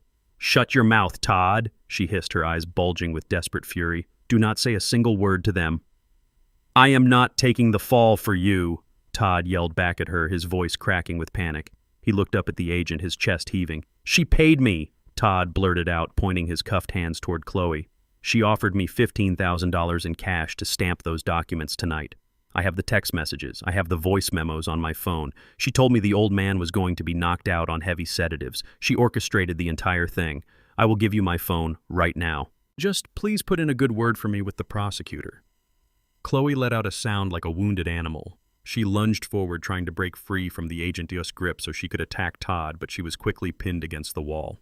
I watched the scene unfold with absolute satisfaction. The betrayal was complete. The criminals were turning on each other, tearing each other apart for scraps of leniency. But the night was not over yet. Darren had one last desperate delusion I needed to crush. I felt the cold metal of a pen being forced into my trembling hand. It was 3:20 in the morning. My own son Darren whispered in the dark, "Just press his thumb on the ink pad if he will not hold the pen. The notary does not care. He is drugged anyway." My daughter-in-law. Chloe, a woman who had spent the last 5 years looking down her nose at me, sneered and whispered back, "Hurry up, the old man is barely breathing. Let us get this over with." They thought I was heavily sedated, a helpless old fool, ready to sign away my entire life in my sleep. But when my eyes snapped open perfectly clear and the closet door creaked open to reveal my lawyer holding a camera, the color drained from their faces so fast you would think they had seen a ghost. Because they had. They had just seen the ghost of the weak, naive father they thought they could break. Before I continue this story, let me know where you are watching from in the comments below. Hit like and subscribe if you have ever had to outsmart the very people who thought they could walk all over you and underestimate your worth. Todd, the fake notary, was practically vibrating with terror. He stayed on his knees, ignoring the federal agents who were towering over him. He frantically dug into his pockets, his breathing shallow and rapid. He pulled out his smartphone, his thumb slipping on the glass screen because his hands were covered in cold, nervous sweat. "I will give you everything," Todd cried out, holding the phone up toward the tall, silver-haired lead agent. "She is the mastermind. She orchestrated the entire timeline. I am just a guy who owes people money. She paid me. She told me the exact dosage she was going to use. I have the audio messages. I saved every single one of them because I knew she would try to burn me if this went south. Chloe stopped struggling against the agents holding her arms, her face twisted into a mask of pure panic. "Shut up, you pathetic rat," she shrieked, trying to kick her expensive heels in Tada's direction. "Do not touch his phone. He is a convicted liar. He is making it all up." The lead agent did not even blink at her, screaming. He calmly reached down and took the smartphone from Todd Yua's shaking hands. "Show me," the agent commanded, his voice rumbling with absolute authority. Todd quickly tapped the screen a few times, pulling up a secure encrypted messaging application. He selected an audio file from 2 days ago. He turned the volume all the way up and pressed play. The bedroom fell completely silent. The only sound was the slight static of the phone speaker, followed immediately by the sharp, arrogant, unmistakable voice of my daughter-in-law. "Todd, listen to me very carefully. Chloe us recorded." Voice filled the room, echoing off the walls of my bedroom. "Darren is having a panic attack, but I am handling it. I got the pills.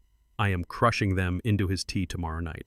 It is a massive dose. The old man will not even know his own name, let alone what day it is. He will be completely unconscious by 10 o'clock. All you have to do is walk through the back door at 3 in the morning, press his thumb to the ink pad, stamp the property transfer, and walk out. $15,000 in cash, completely untraceable. Do not get cold feet on me now, Todd. We are too close to the finish line." The recording ended with a soft click. The absolute finality of that audio file hung heavily in the air. It was the ultimate undeniable proof of premeditated attempted murder, conspiracy to commit fraud, and elder abuse. It was not a heat-of-the-moment mistake. It was a cold, calculated, deeply malicious assassination of my mind and my legacy, orchestrated entirely by the woman standing at the foot of my bed. I looked at Chloe. The absolute terror in her eyes had completely hollowed her out. Every single lie she had prepared, every defense she had fabricated was completely vaporized by the sound of her own voice. And then something inside her simply snapped. The last remaining thread of her sanity broke. The sophisticated elite buckhead socialite vanished, entirely replaced by a feral cornered animal operating on pure destructive instinct. She let out a guttural, blood-curdling scream that sounded like it was being ripped from her throat. With a sudden burst of violent, hysterical strength, she yanked her arms free from the 2 agents holding her. She did not run for the door. She lunged straight at Todd. "I will kill you!" Chloe roared, her face contorted into an ugly, hateful snarl. She threw herself across the room, her hands extending like claws, aiming directly for Todd Yu's face. She managed to grab a handful of his shirt, tearing the fabric as she tried to scratch his eyes out. Todd shrieked and scrambled backward, throwing his hands over his face to protect himself from her manicured nails. But the federal tactical agents did not hesitate for a fraction of a second. They moved with a swift, brutal, and highly coordinated efficiency. "Stop resisting!" The lead agent barked, stepping forward and grabbing Chloe by the shoulder. 2 other agents flanked her immediately. They did not treat her like a delicate, wealthy socialite. They treated her exactly like the violent, dangerous felon she was. One agent grabbed her waist, the other secured her flailing arms, and together they drove her straight down into the floor. The impact was heavy and loud. Chloe hit the ground hard. The agents pinned her face down onto the thick, woven Persian rug at the foot of my bed. One agent placed his heavy tactical boot firmly between her shoulder blades, applying just enough pressure to completely immobilize her. The other agent forcefully wrenched her arms behind her back. "Get your hands off me!" Chloe screamed, her voice muffled by the carpet fibers pressing against her mouth. "I am Chloe Sterling. You do not know who you are dealing with. I will have your badges for this." The sharp metallic zip of heavy-duty restraint cuffs ratcheting tightly around her wrists was the only answer she received. I sat upright in my bed, adjusting my glasses to make sure I did not miss a single detail of the scene unfolding in front of me. I looked down at the woman who had spent the last 5 years making me feel like a stranger in my own home. I remembered the way she used to roll her eyes at my furniture. I remembered the condescending, racist little remarks she would make about how people from my background just did not understand how to maintain wealth.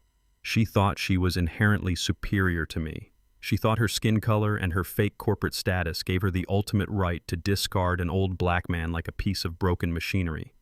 And now there she was, the arrogant, untouchable queen of elite society, physically pinned face down on the floor of the old black man U.S. bedroom, eating the fibers of my rug while federal agents shackled her hands behind her back. It was a picture of such profound poetic justice that I felt a deep, warm satisfaction radiate through my entire chest. The payoff for my silence was absolutely glorious. While Chloe writhed on the floor, weeping in total humiliation, my son decided to make his final, most pathetic move of the night. Darren had been watching his wife get tackled and handcuffed with wide, terrified eyes. But instead of rushing to her defense, instead of showing even a single ounce of loyalty, Darren slowly pushed himself up from the floor. He staggered to his feet, swaying slightly, and began to desperately smooth out the wrinkles in his expensive custom-tailored suit. He wiped the tears and snot from his face, trying to assemble the shattered pieces of his corporate persona. He honestly believed that his white-collar status would somehow shield him from the brutal reality of the tactical raid. He thought that because he worked in high finance, the rules of common criminals did not apply to him. "Wait, listen to me," Darren said, his voice shaking but attempting to project a false sense of authority toward the lead agent. "You are making a massive mistake with me. I am not like her. I am a senior director at a premier hedge fund. I manage billions of dollars in client assets. You cannot just arrest me like a common street thug." The lead agent turned, slowly looking at Darren with an expression of pure, unfiltered amusement. "Is that right?" the agent asked dryly. "Yes, that is right," Darren insisted, puffing out his chest, completely delusional to the reality of his situation. "My firm will absolutely not stand for this. The moment I make my phone call, the corporate legal team will be down at the precinct. They will post whatever bail you set. My partners are incredibly powerful, highly connected people. Richard Vance, the managing partner of my firm, will personally back me. He will tear this entire investigation apart. You are going to look like fools when my firm vouches for my character." I sat perfectly still on my bed, listening to my son dig his own grave even deeper. He was clinging to the very last shred of power he thought he possessed. He thought his corporate job and his wealthy partners were his ultimate safety net.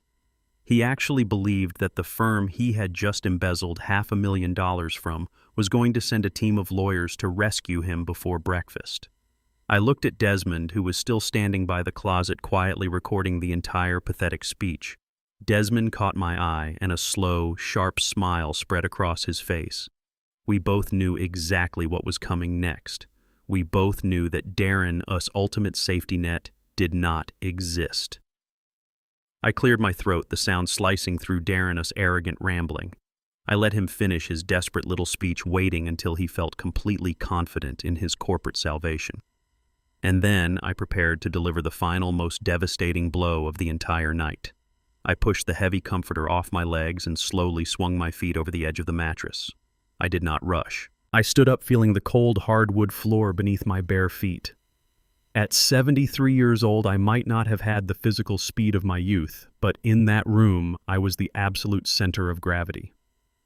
Every eye, from the federal agents to my ruined daughter-in-law on the floor, tracked my every movement.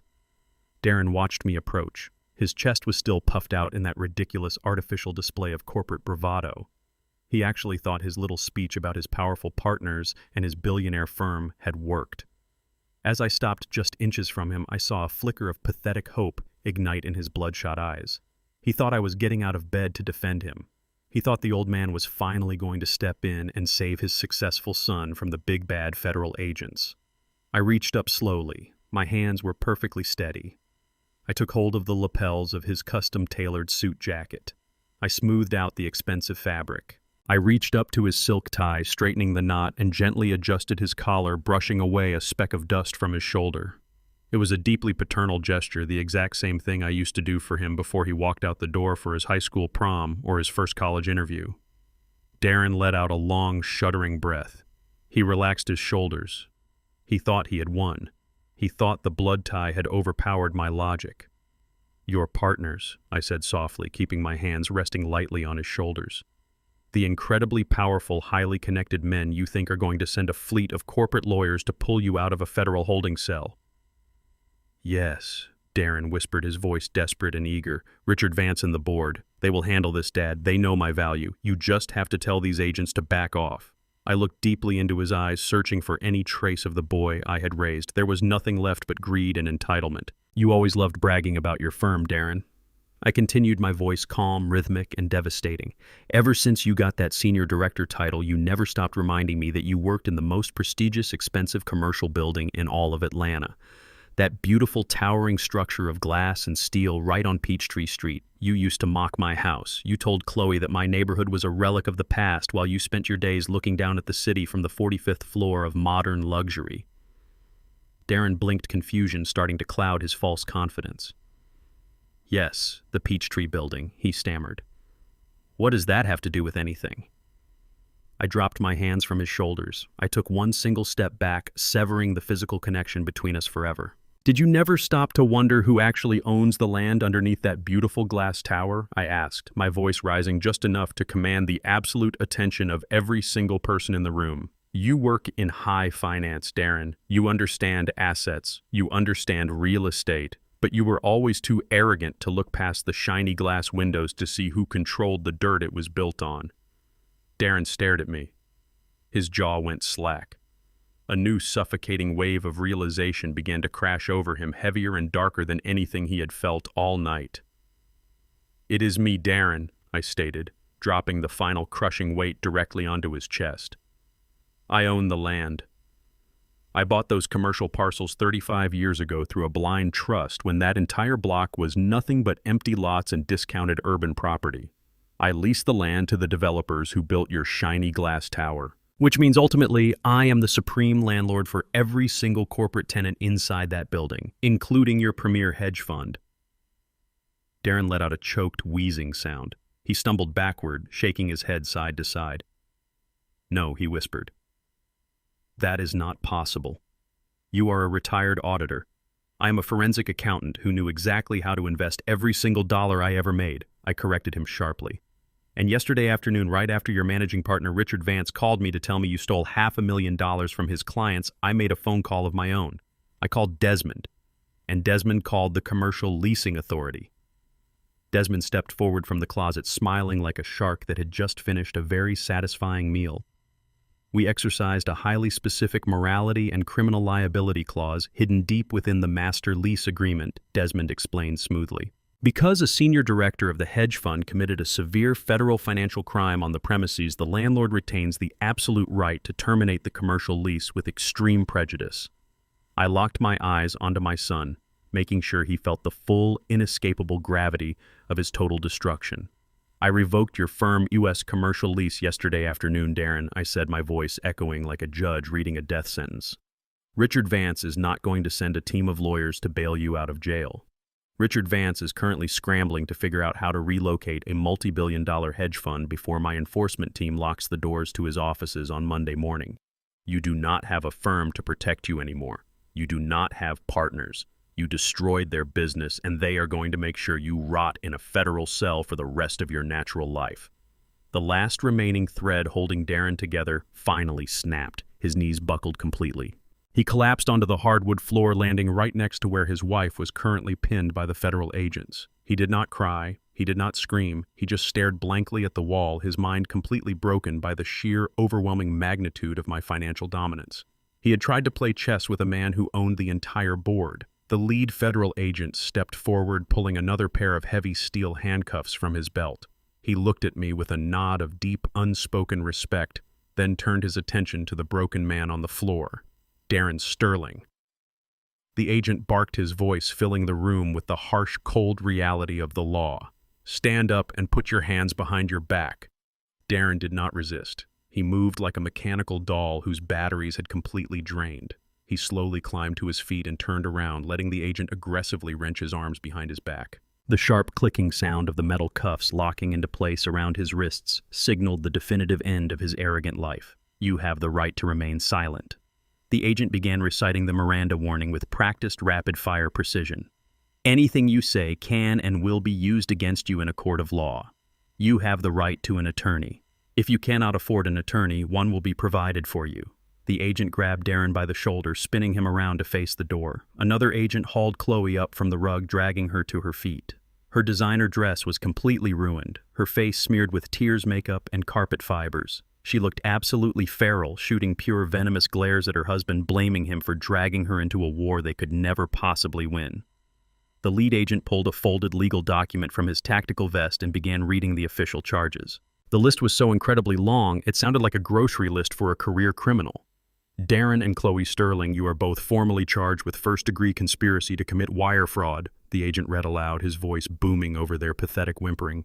You are charged with identity theft, grand larceny felony, embezzlement, forging federal and medical documents, and filing a false police report.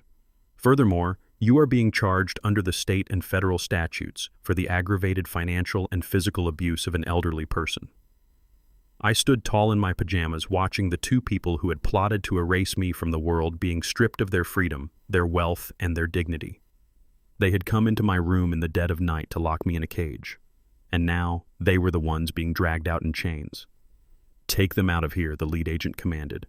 The tactical team moved forward, grabbing my son and my daughter-in-law by the arms, pushing them forcefully toward the bedroom door. But as they were being hauled away, something shifted in the atmosphere. The heavy, chaotic noise of the arrest began to fade, giving way to the cold, quiet reality of the morning that was about to break. Because while justice had been served in this room, there was still one massive, undeniable consequence waiting for me at the dawn, and it involved a 5-year-old boy in Miami who was about to lose his father forever. I felt the cold metal of a pen being forced into my trembling hand. It was 3:20 in the morning. My own son Darren whispered in the dark, "Just press his thumb on the ink pad if he will not hold the pen. The notary does not care. He is drugged anyway." My daughter-in-law, Chloe, a woman who had spent the last 5 years looking down her nose at me, sneered and whispered back, "Hurry up, the old man is barely breathing. Let us get this over with." They thought I was heavily sedated, a helpless old fool ready to sign away my entire life in my sleep. But when my eyes snapped open perfectly clear and the closet door creaked open to reveal my lawyer holding a camera, the color drained from their faces so fast you would think they had seen a ghost. Because they had. They had just seen the ghost of the weak, naive father they thought they could break. Before I continue this story, let me know where you are watching from in the comments below. Hit like and subscribe if you have ever had to outsmart the very people who thought they could walk all over you and underestimate your worth. The federal agents did not treat my son and his wife with the gentle courtesy reserved for wealthy suburbanites. They moved with the swift, brutal efficiency of professionals pulling a dangerous threat out of a secured zone. They grabbed Chloe by her upper arms, hoisting her off the expensive Persian rug she had just been eating. Her designer dress, the one she had undoubtedly bought with money embezzled from her own investors, was torn at the shoulder and stained with her own makeup. She kicked, she thrashed, she dug the heels of her expensive shoes into the hardwood floor, trying desperately to anchor herself in a house she had planned to steal. But the agents simply dragged her backward. Her heels left long, scraping marks across the polished wood, a fitting final signature of her destructive presence in my life. The arrogant, untouchable queen of elite society was reduced to a weeping, hyperventilating mess, screaming obscenities that echoed down the long hallway of my home. Todd the notary was next. He did not put up a fight. He simply slumped forward, his shoulders trembling as an agent marched him out the door. He kept muttering apologies to nobody in particular, a pathetic crook who had finally hit the end of his luck. But it was Darren who provided the final, most satisfying act of this midnight theater. As two agents gripped his arms and pulled him toward the bedroom door, Darren suddenly dug his shoes into the floor frame. He resisted just enough to halt their momentum for a single second. He twisted his neck, looking back over his shoulder at me. The arrogant hedge fund director was completely gone. The man who had sneered at my government pension, the man who had tried to drug me into an early grave, had completely evaporated. In his place was a terrified, broken little boy who realized he was about to lose his freedom forever. "Dad." Darren screamed, his voice cracking violently. "Dad, please. Do not let them take me. Please, Dad. I am your son. I am your boy. You cannot do this. Please save me." His voice was raw, wet with tears and absolute terror. He was begging for the unconditional paternal love he had spent the last 5 years exploiting. He wanted the father he had tried to destroy to step forward and perform a miracle. I did not move a single inch. I stood perfectly straight at the edge of my bed, my hands resting calmly at my sides. I looked into his terrified, bloodshot eyes, and I offered him absolutely nothing. No anger, no sorrow, no forgiveness. I just gave him the cold, empty silence he had earned. I watched the realization hit him. He saw the complete absence of mercy in my eyes. He realized that the father he had known, the man who had worked double shifts to pay for his baseball cleats and his college tuition, was entirely dead to him. He had killed that father the moment he let his wife put poison into my tea. The agents yanked him forward, breaking his grip on the doorframe. Darren let out a long, agonizing wail that tore through the quiet house. "Dad, please!" he shrieked one last time as they dragged him down the hall. I did not watch them take him out the front door. I simply turned my back on the hallway. I walked slowly across my bedroom, the heavy, chaotic noise of their arrests fading behind me. I stepped into my ensuite bathroom. The bright, warm light above the mirror illuminated my face. I looked at my reflection. I looked at the wrinkles around my eyes, the silver in my hair, the physical proof of 73 years of hard work and survival. I did not look like a victim. I looked like a man who had just surgically excised a fatal tumor from his life. I reached out and picked up the small, sterile glass vial resting on the marble countertop. Inside was the dark, bitter liquid I had spat out 48 hours ago. The highly concentrated cocktail of sedatives and tranquilizers that was supposed to steal my mind, erase my dignity, and hand my entire legacy over to a pair of greedy monsters. I unscrewed the black plastic cap. I leaned over the porcelain sink. I tipped the vial forward and watched the dark liquid pour out. It splashed against the pristine white porcelain and spiraled down into the dark drain. I turned the silver handle of the faucet. The cold, clear water rushed out, washing away the last remaining traces of their toxic conspiracy. I stood there for a long moment, listening to the sound of the running water. It was a beautiful, cleansing sound. It felt as if I was flushing every lie, every fake smile, every condescending remark, and every ounce of their venom straight into the sewer where it belonged. I washed my hands thoroughly, scrubbing the soap between my fingers, purifying myself of the filth they had brought into my home. When I walked back into the bedroom, the house was profoundly quiet. The heavy, suffocating tension that had plagued my home for the last 5 years was completely gone. Desmond was standing near the window, quietly packing his high-definition camera and his digital audio recorder into his leather briefcase. He zipped the bag shut and looked up at me, a deeply respectful expression on his face. "They are gone," Jules Desmond said quietly. "The tactical team has them in the transport vans. They are headed straight to Federal Holding. The local police have already secured the perimeter of their rental mansion downtown to oversee the eviction team. It is over. You did it." I nodded slowly, walking over to the window. I pulled back the heavy curtain just an inch. Down on the street, I could see the flashing red and blue lights reflecting off the neighborhood trees. I watched as the heavy doors of the armored transport vans slammed shut. I watched the vehicles slowly pull away from the curb, driving down the dark suburban street, taking my son and his wife away to a concrete reality they would never escape. The flashing lights slowly faded into the distance until they were completely swallowed by the night. "Thank you, Desmond," I said, letting the curtain fall back into place. "I could not have executed this without you." Desmond walked over and placed a firm, reassuring hand on my shoulder. "You are a brilliant man, Julian. You protected your wife, U.S. legacy, and you protected yourself. Get some sleep. Tomorrow is going to be a very busy day with the prosecutors." I walked Desmond down to the front door, locked the heavy deadbolt behind him, and engaged the security system. For the first time in months, I felt entirely safe in my own home. I walked back to my bedroom, climbed into my bed, and closed my eyes.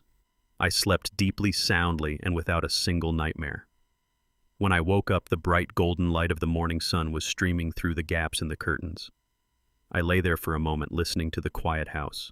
There were no hushed, scheming whispers coming from the guest room. There was no arrogant daughter-in-law complaining about the coffee. There was just absolute pristine peace. I got out of bed, put on a fresh shirt and comfortable trousers, and walked down to the kitchen. I brewed myself a strong pot of black coffee. I poured a cup, stepped out onto my back patio, and took a deep breath of the crisp morning air. I had won. I had surgically dismantled a massive financial conspiracy, protected my wealth, and sent 2 ruthless criminals to federal prison. The war was officially over, or so I thought.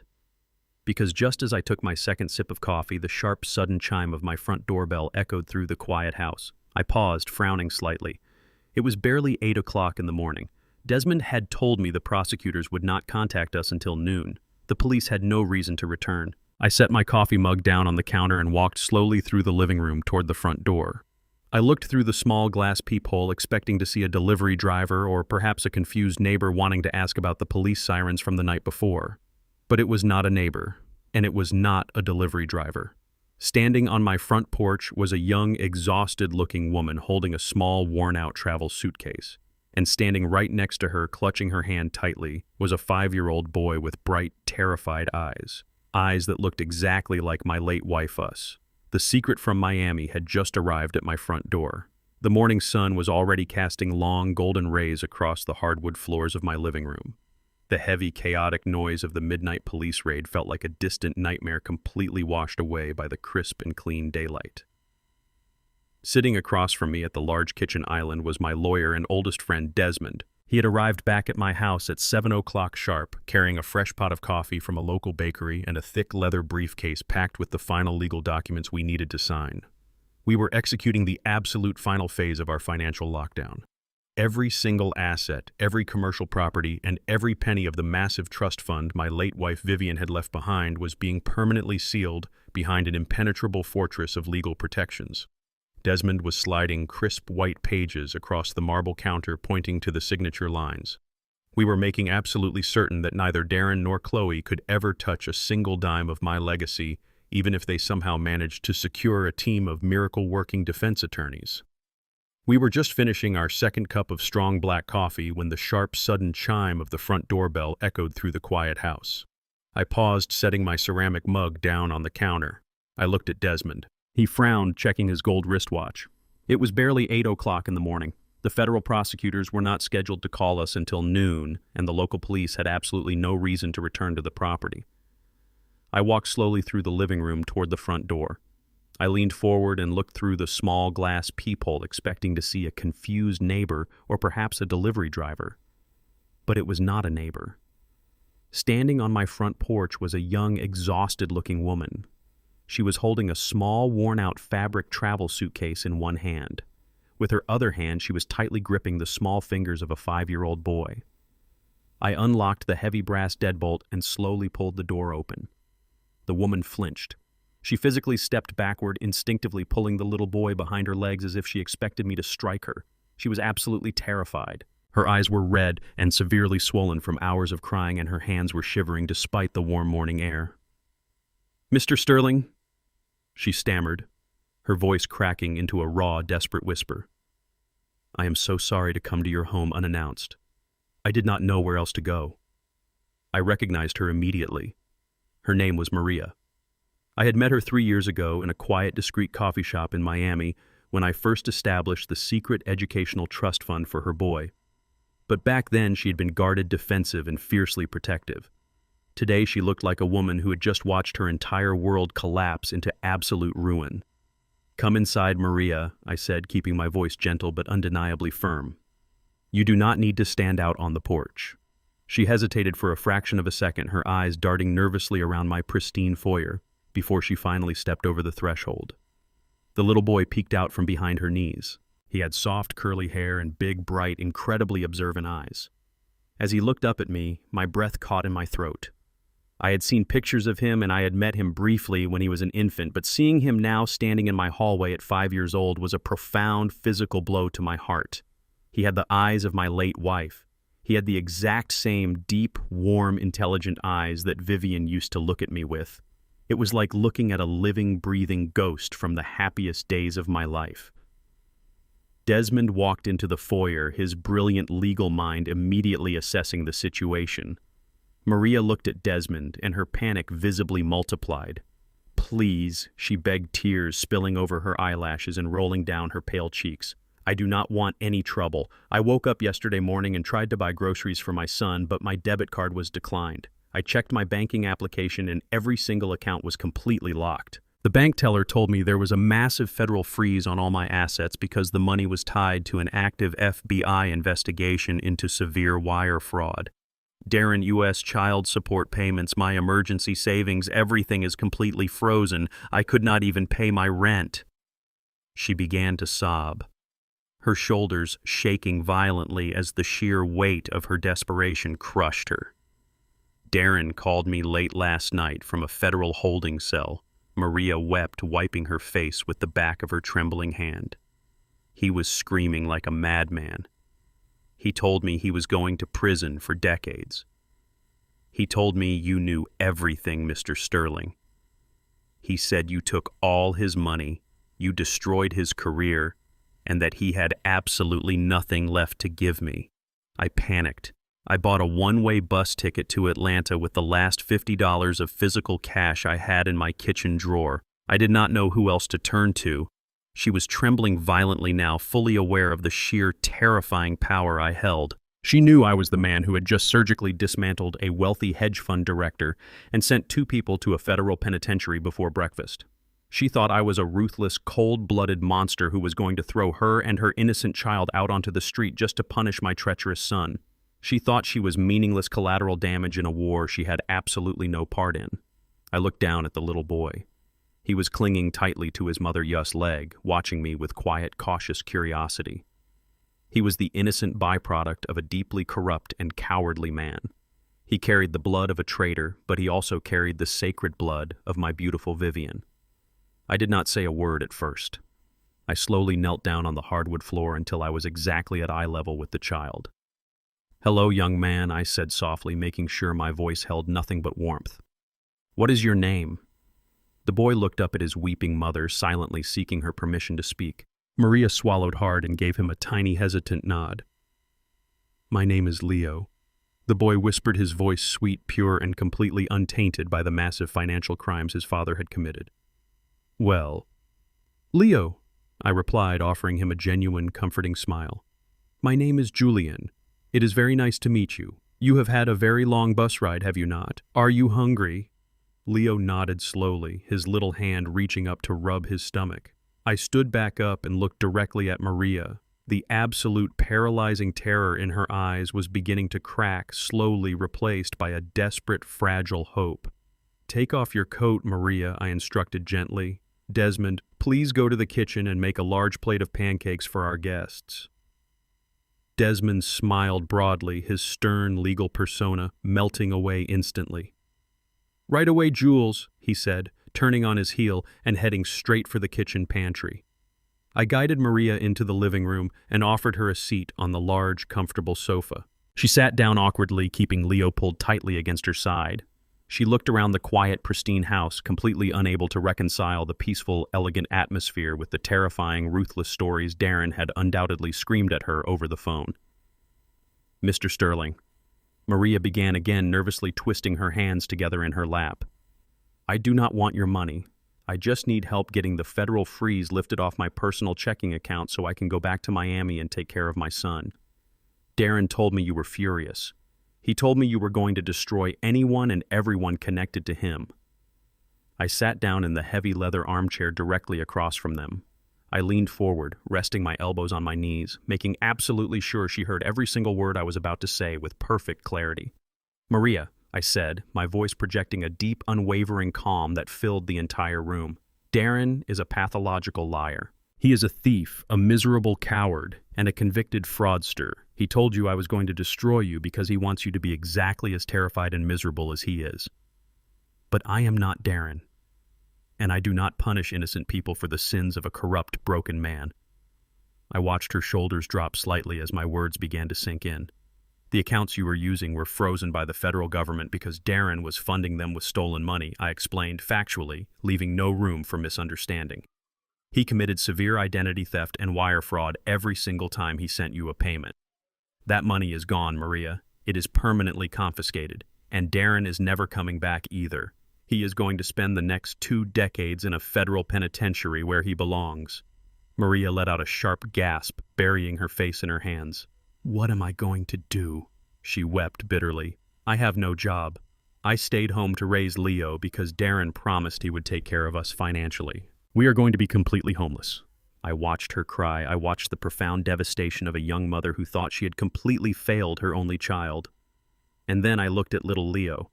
He was gently patting his mother's arm, trying his hardest to comfort her in a terrifying world he did not understand. He had Vivian-us eyes. He had her gentle protective spirit. He was not a mistake. He was a survivor.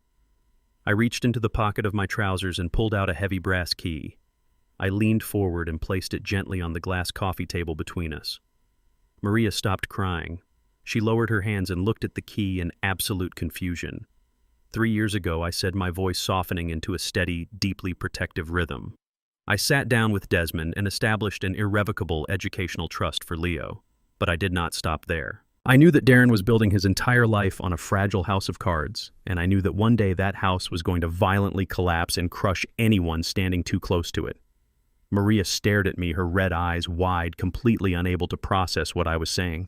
I bought a house in a quiet, incredibly safe neighborhood in Orlando, Florida. I continued, pointing to the key on the glass. It is a beautiful property located right next to an excellent elementary school.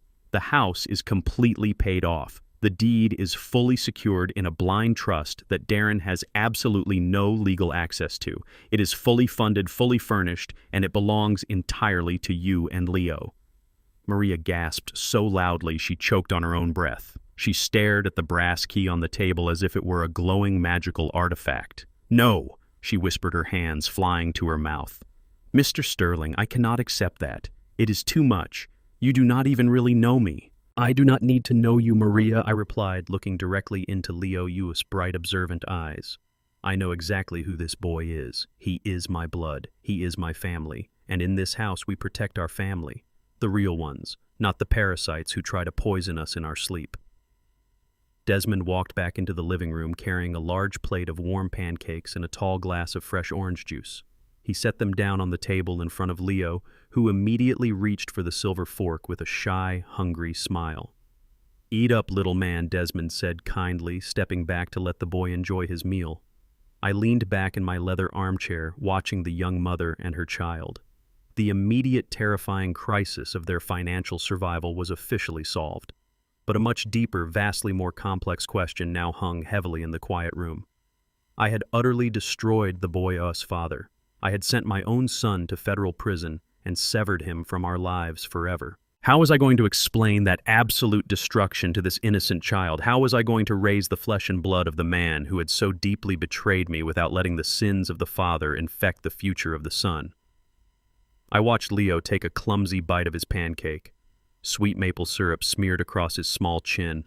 He looked so much like Vivian it made my chest ache with a sudden, profound grief. For 45 years, I had poured every single ounce of my love, my money, and my wisdom into Darren.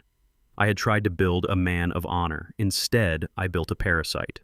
But looking at this little boy sitting at my kitchen island, I realized that my legacy was not completely dead. It had simply been misplaced. Maria was still staring at the heavy brass key resting on the glass coffee table. She reached out with a trembling hand and barely touched the cold metal, as if she expected it to burn her fingers. "You are giving us a house," she whispered, her voice still thick and raspy from crying. "Just like that." "I am not just giving you a house, Maria," I said, leaning forward in my leather armchair. "I am giving you a fortress, but you need to understand exactly what comes with that key. There is a condition. A single, absolute, non-negotiable condition." She looked up quickly, a flash of defensive panic returning to her red eyes. She probably expected me to demand full custody, to tear her son away from her, just like Darren had tried to tear apart my entire life. She was bracing herself for the catch. "The condition is Darren," I stated, my voice echoing with total uncompromising finality. "Darren is no longer my son. He is a convicted felon, a fraudster, and a predator. And from this day forward, he is no longer Leo-us father." Desmond walked over from the kitchen area, wiping his hands on a cloth towel. He pulled a thick leather-bound folder from his briefcase and laid it on the glass table right next to the brass key. "Julian is not speaking metaphorically," Maria Desmond explained, his tone shifting instantly back into the ruthless corporate litigator who had dismantled Chloe a few hours ago. "This folder contains the legal framework for the Vivian Sterling Memorial Trust. It is a highly aggressive, deeply insulated generational wealth vehicle. It contains the deed to the Orlando property, a fully funded college account, and a monthly living stipend that will guarantee you and Leo never have to worry about a single financial burden ever again. Maria stared at the folder, completely overwhelmed by the sheer magnitude of the salvation being handed to her. But Desmond continued tapping the heavy leather cover with his index finger. It contains a legally binding poison pill. If Darren ever attempts to contact you, if he ever tries to assert parental rights from a prison telephone, if he ever asks you for a single dime of this money when he eventually gets released on parole decades from now, you are to report it to my law firm immediately. If you ever willingly allow that man back into this child-us life, the trust dissolves instantly. The house goes to charity, the accounts are liquidated, and you will be left completely on your own. Maria did not hesitate. She did not cry. A sudden fierce and deeply protective maternal instinct washed over her tired face. She looked at the heavy leather folder, then looked directly into my eyes without an ounce of fear. "I never want to see him again," she said, her voice completely steady and hardened for the first time since she walked through my front door. "He lied to me for 5 long years. He told me he was a trapped man working for a cruel, controlling father who monitored his every move. He made me believe you were a monster who would destroy me if I ever revealed myself." I smiled a very sad, very tired smile. "He made a lot of people believe a lot of terrible things," I replied. "But numbers do not lie, and actions do not lie. Darren chose his path. He chose to align himself with a woman who hated my skin color and my background. He chose to try and drug me into a chemical coma to steal my home and my pension. We are simply leaving him to the exact destiny he worked so very hard to build." I looked around my quiet, peaceful living room. For the last 5 years, this house had felt like a psychological battlefield. I had been walking on eggshells, constantly auditing my own life, waiting for the knife to plunge into my back. Now, the heavy, suffocating weight of Darren and Chloe's presence was completely gone. The toxic air had been vented out, the rot had been surgically removed.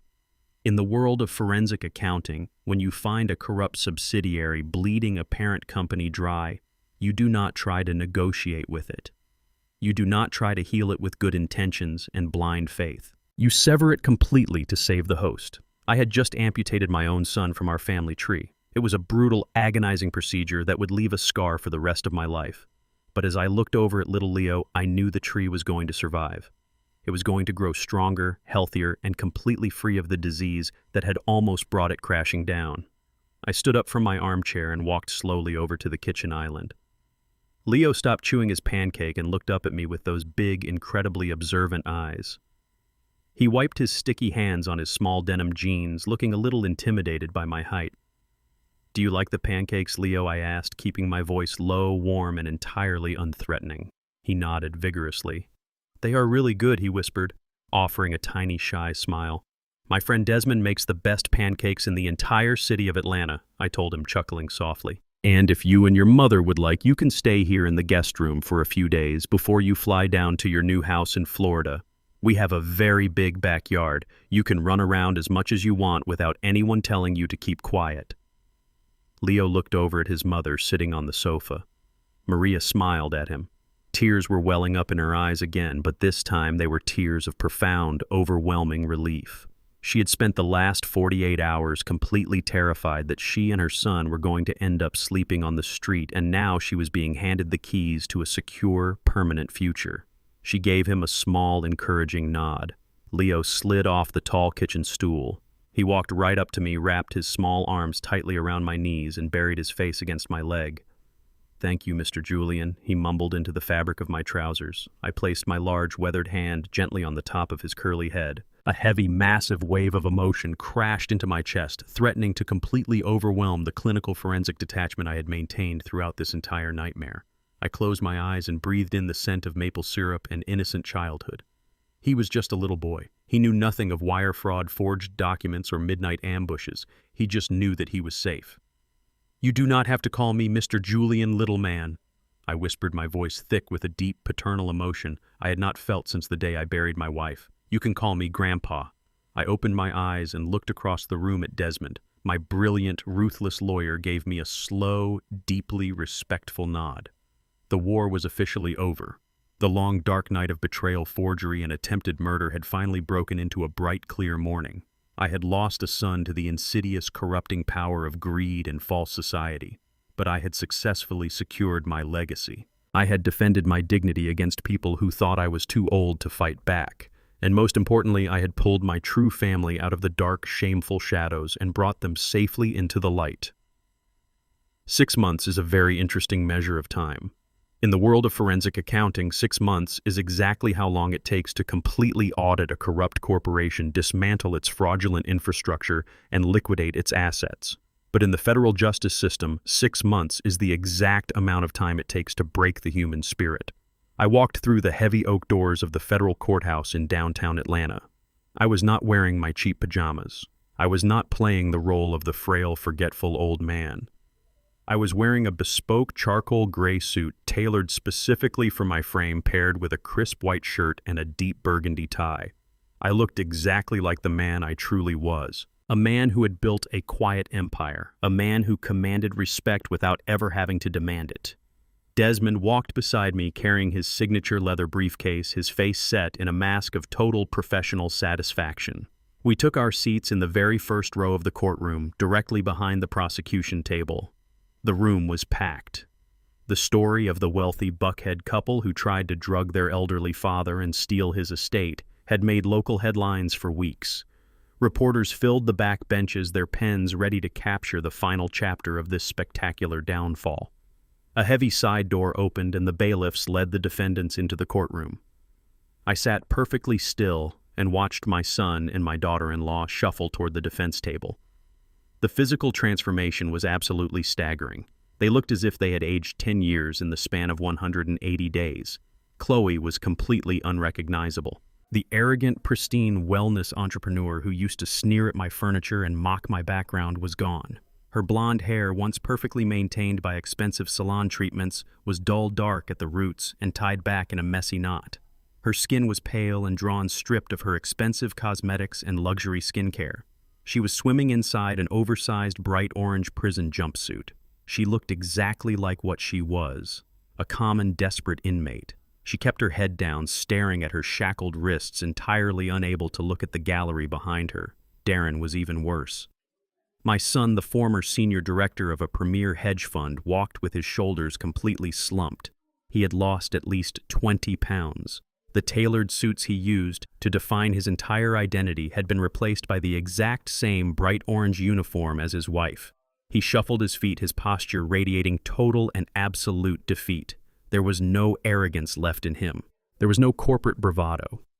The reality of a concrete cell had completely crushed him. They sat down at their table, separated by a wide gap, refusing to even look at each other.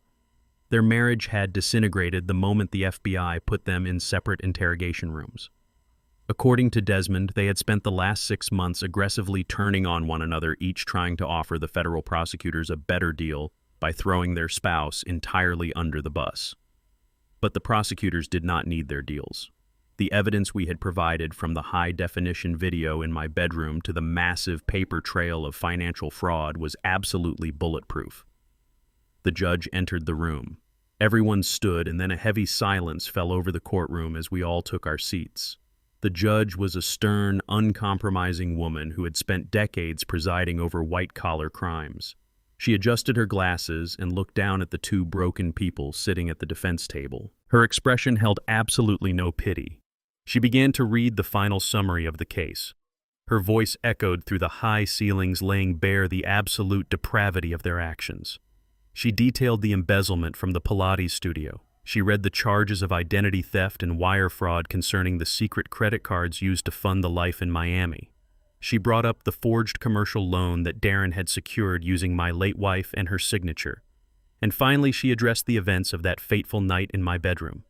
The judge looked directly at Chloe and Darren, stating that in her 25 years on the bench, she had rarely seen a conspiracy so deeply infected with malice and greed. She noted that they did not just attempt to steal a $2.5 million home and a federal pension. They attempted to steal an elderly man and his dignity, his freedom, and his very mind. She mentioned the heavy sedatives, the fraudulent medical directives, and the unlisted psychiatric ambulance they had hired to dispose of a human being like garbage. Darren buried his face in his hands. His shoulders began to heave as he wept openly in front of the entire courtroom. Chloe just stared blankly at the wooden table, her jaw trembling violently. The judge asked if the defendants had anything to say before sentencing. Darren stood up slowly. His hands were shaking so badly he had to grip the edge of the table to keep from collapsing. He turned his head and looked directly at me. His eyes were red wet and filled with a pathetic, agonizing desperation. He opened his mouth, trying to find the words to beg for mercy one last time. He wanted me to look at him with a shred of paternal sympathy. He wanted the father he had tried to erase to somehow stand up and save him from the abyss. I sat perfectly still. I kept my posture straight, my hands folded neatly in my lap. I looked into his weeping eyes and I gave him exactly what I gave him on the night of his arrest. Absolute impenetrable silence. I did not glare at him. I did not frown. I simply looked through him as if he were a pane of dirty glass.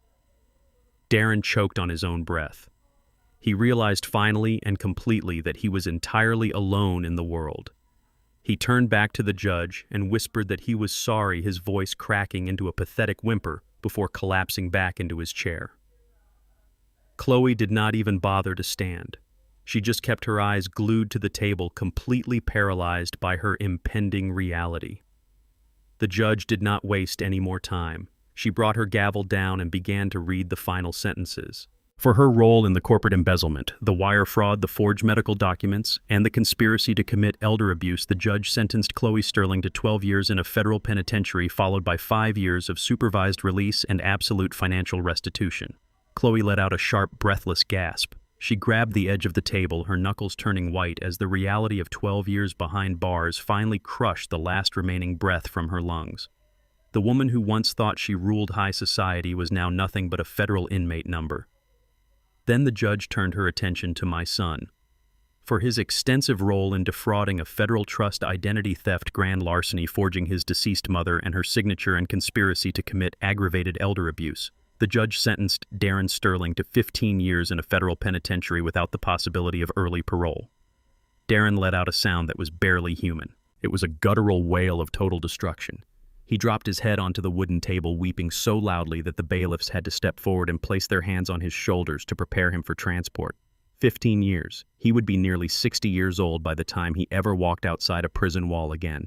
He would have no money, no career, no family, and no legacy. He had traded his entire life for a fleeting illusion of wealth, and now he was going to pay the ultimate price.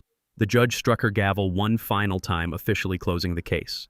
The courtroom erupted into a low hum of whispers and shifting bodies. The bailiffs pulled Darren and Chloe up from their chairs, securing their hands behind their backs to lead them away to the holding cells. As Darren was being turned toward the side door, he desperately twisted his neck, trying to catch my eye one last time. He was silently screaming for me to look at him, to acknowledge his existence, to give him some tiny piece of closure to take with him into his long, dark future. I calmly uncrossed my legs and stood up from the wooden bench. I reached down and buttoned the center button of my bespoke suit jacket, smoothing the pristine fabric with a steady hand. I looked up toward the bench, offered the judge a polite, respectful nod, and turned toward the center aisle. I did not look at the defense table. I did not look at the orange jumpsuits. I did not turn my head to acknowledge the weeping man being dragged through the side door. They had spent years treating me like an invisible burden, and now I was returning the favor. They simply ceased to exist in my world. I walked down the center aisle of the courtroom with slow, measured, confident steps. Desmond walked right beside me. The heavy oak doors swung open and I stepped out into the bright sunlit hallway, leaving the rot, the betrayal, and the criminals entirely behind me. The warm Florida sun felt incredibly good against my skin as I walked down the paved path of the community park. It had been exactly 1 year since the heavy steel doors of a federal penitentiary slammed shut behind my son and his wife. A full year since the midnight ambush, the forged legal documents, and the poisoned tea. Today, the only thing I was holding in my hand was a small half-melted ice cream cone, holding it perfectly steady while my 5-year-old grandson, Leo, ran ahead to chase a yellow butterfly. Leo laughed loudly, a bright, joyful sound that carried across the green grass and completely washed away the dark memories of the past.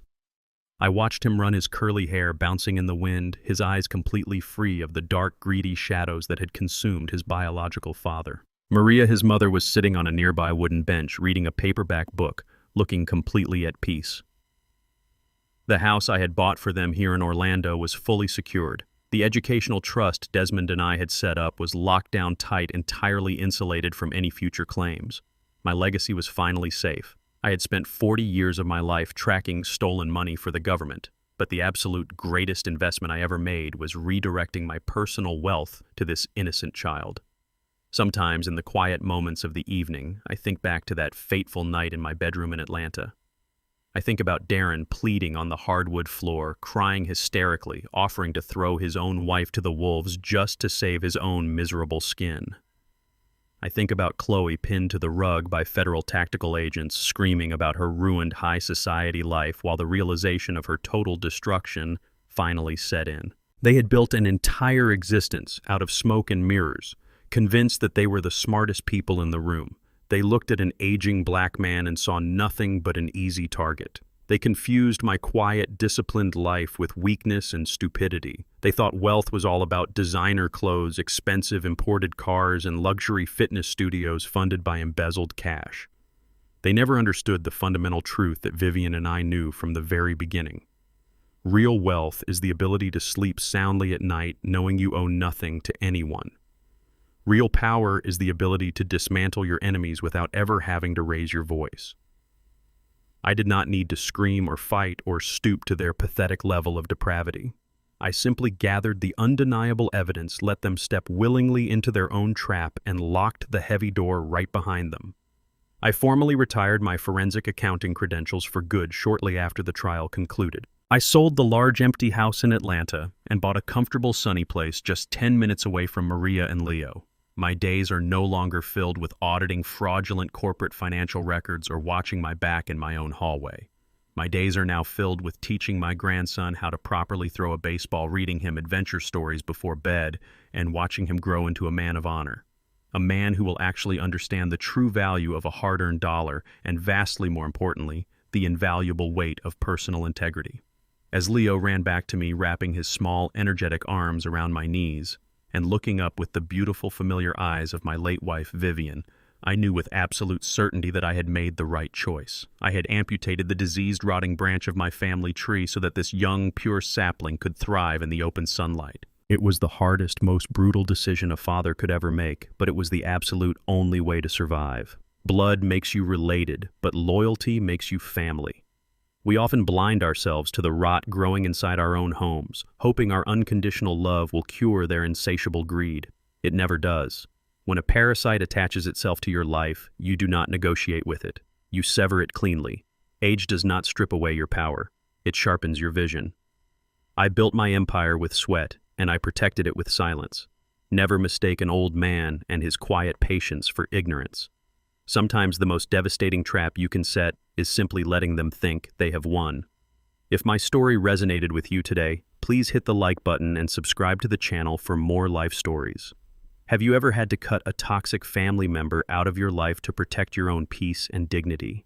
Tell me all about your experience in the comments section below. Stay strong, protect your legacy, and never let anyone underestimate your true worth.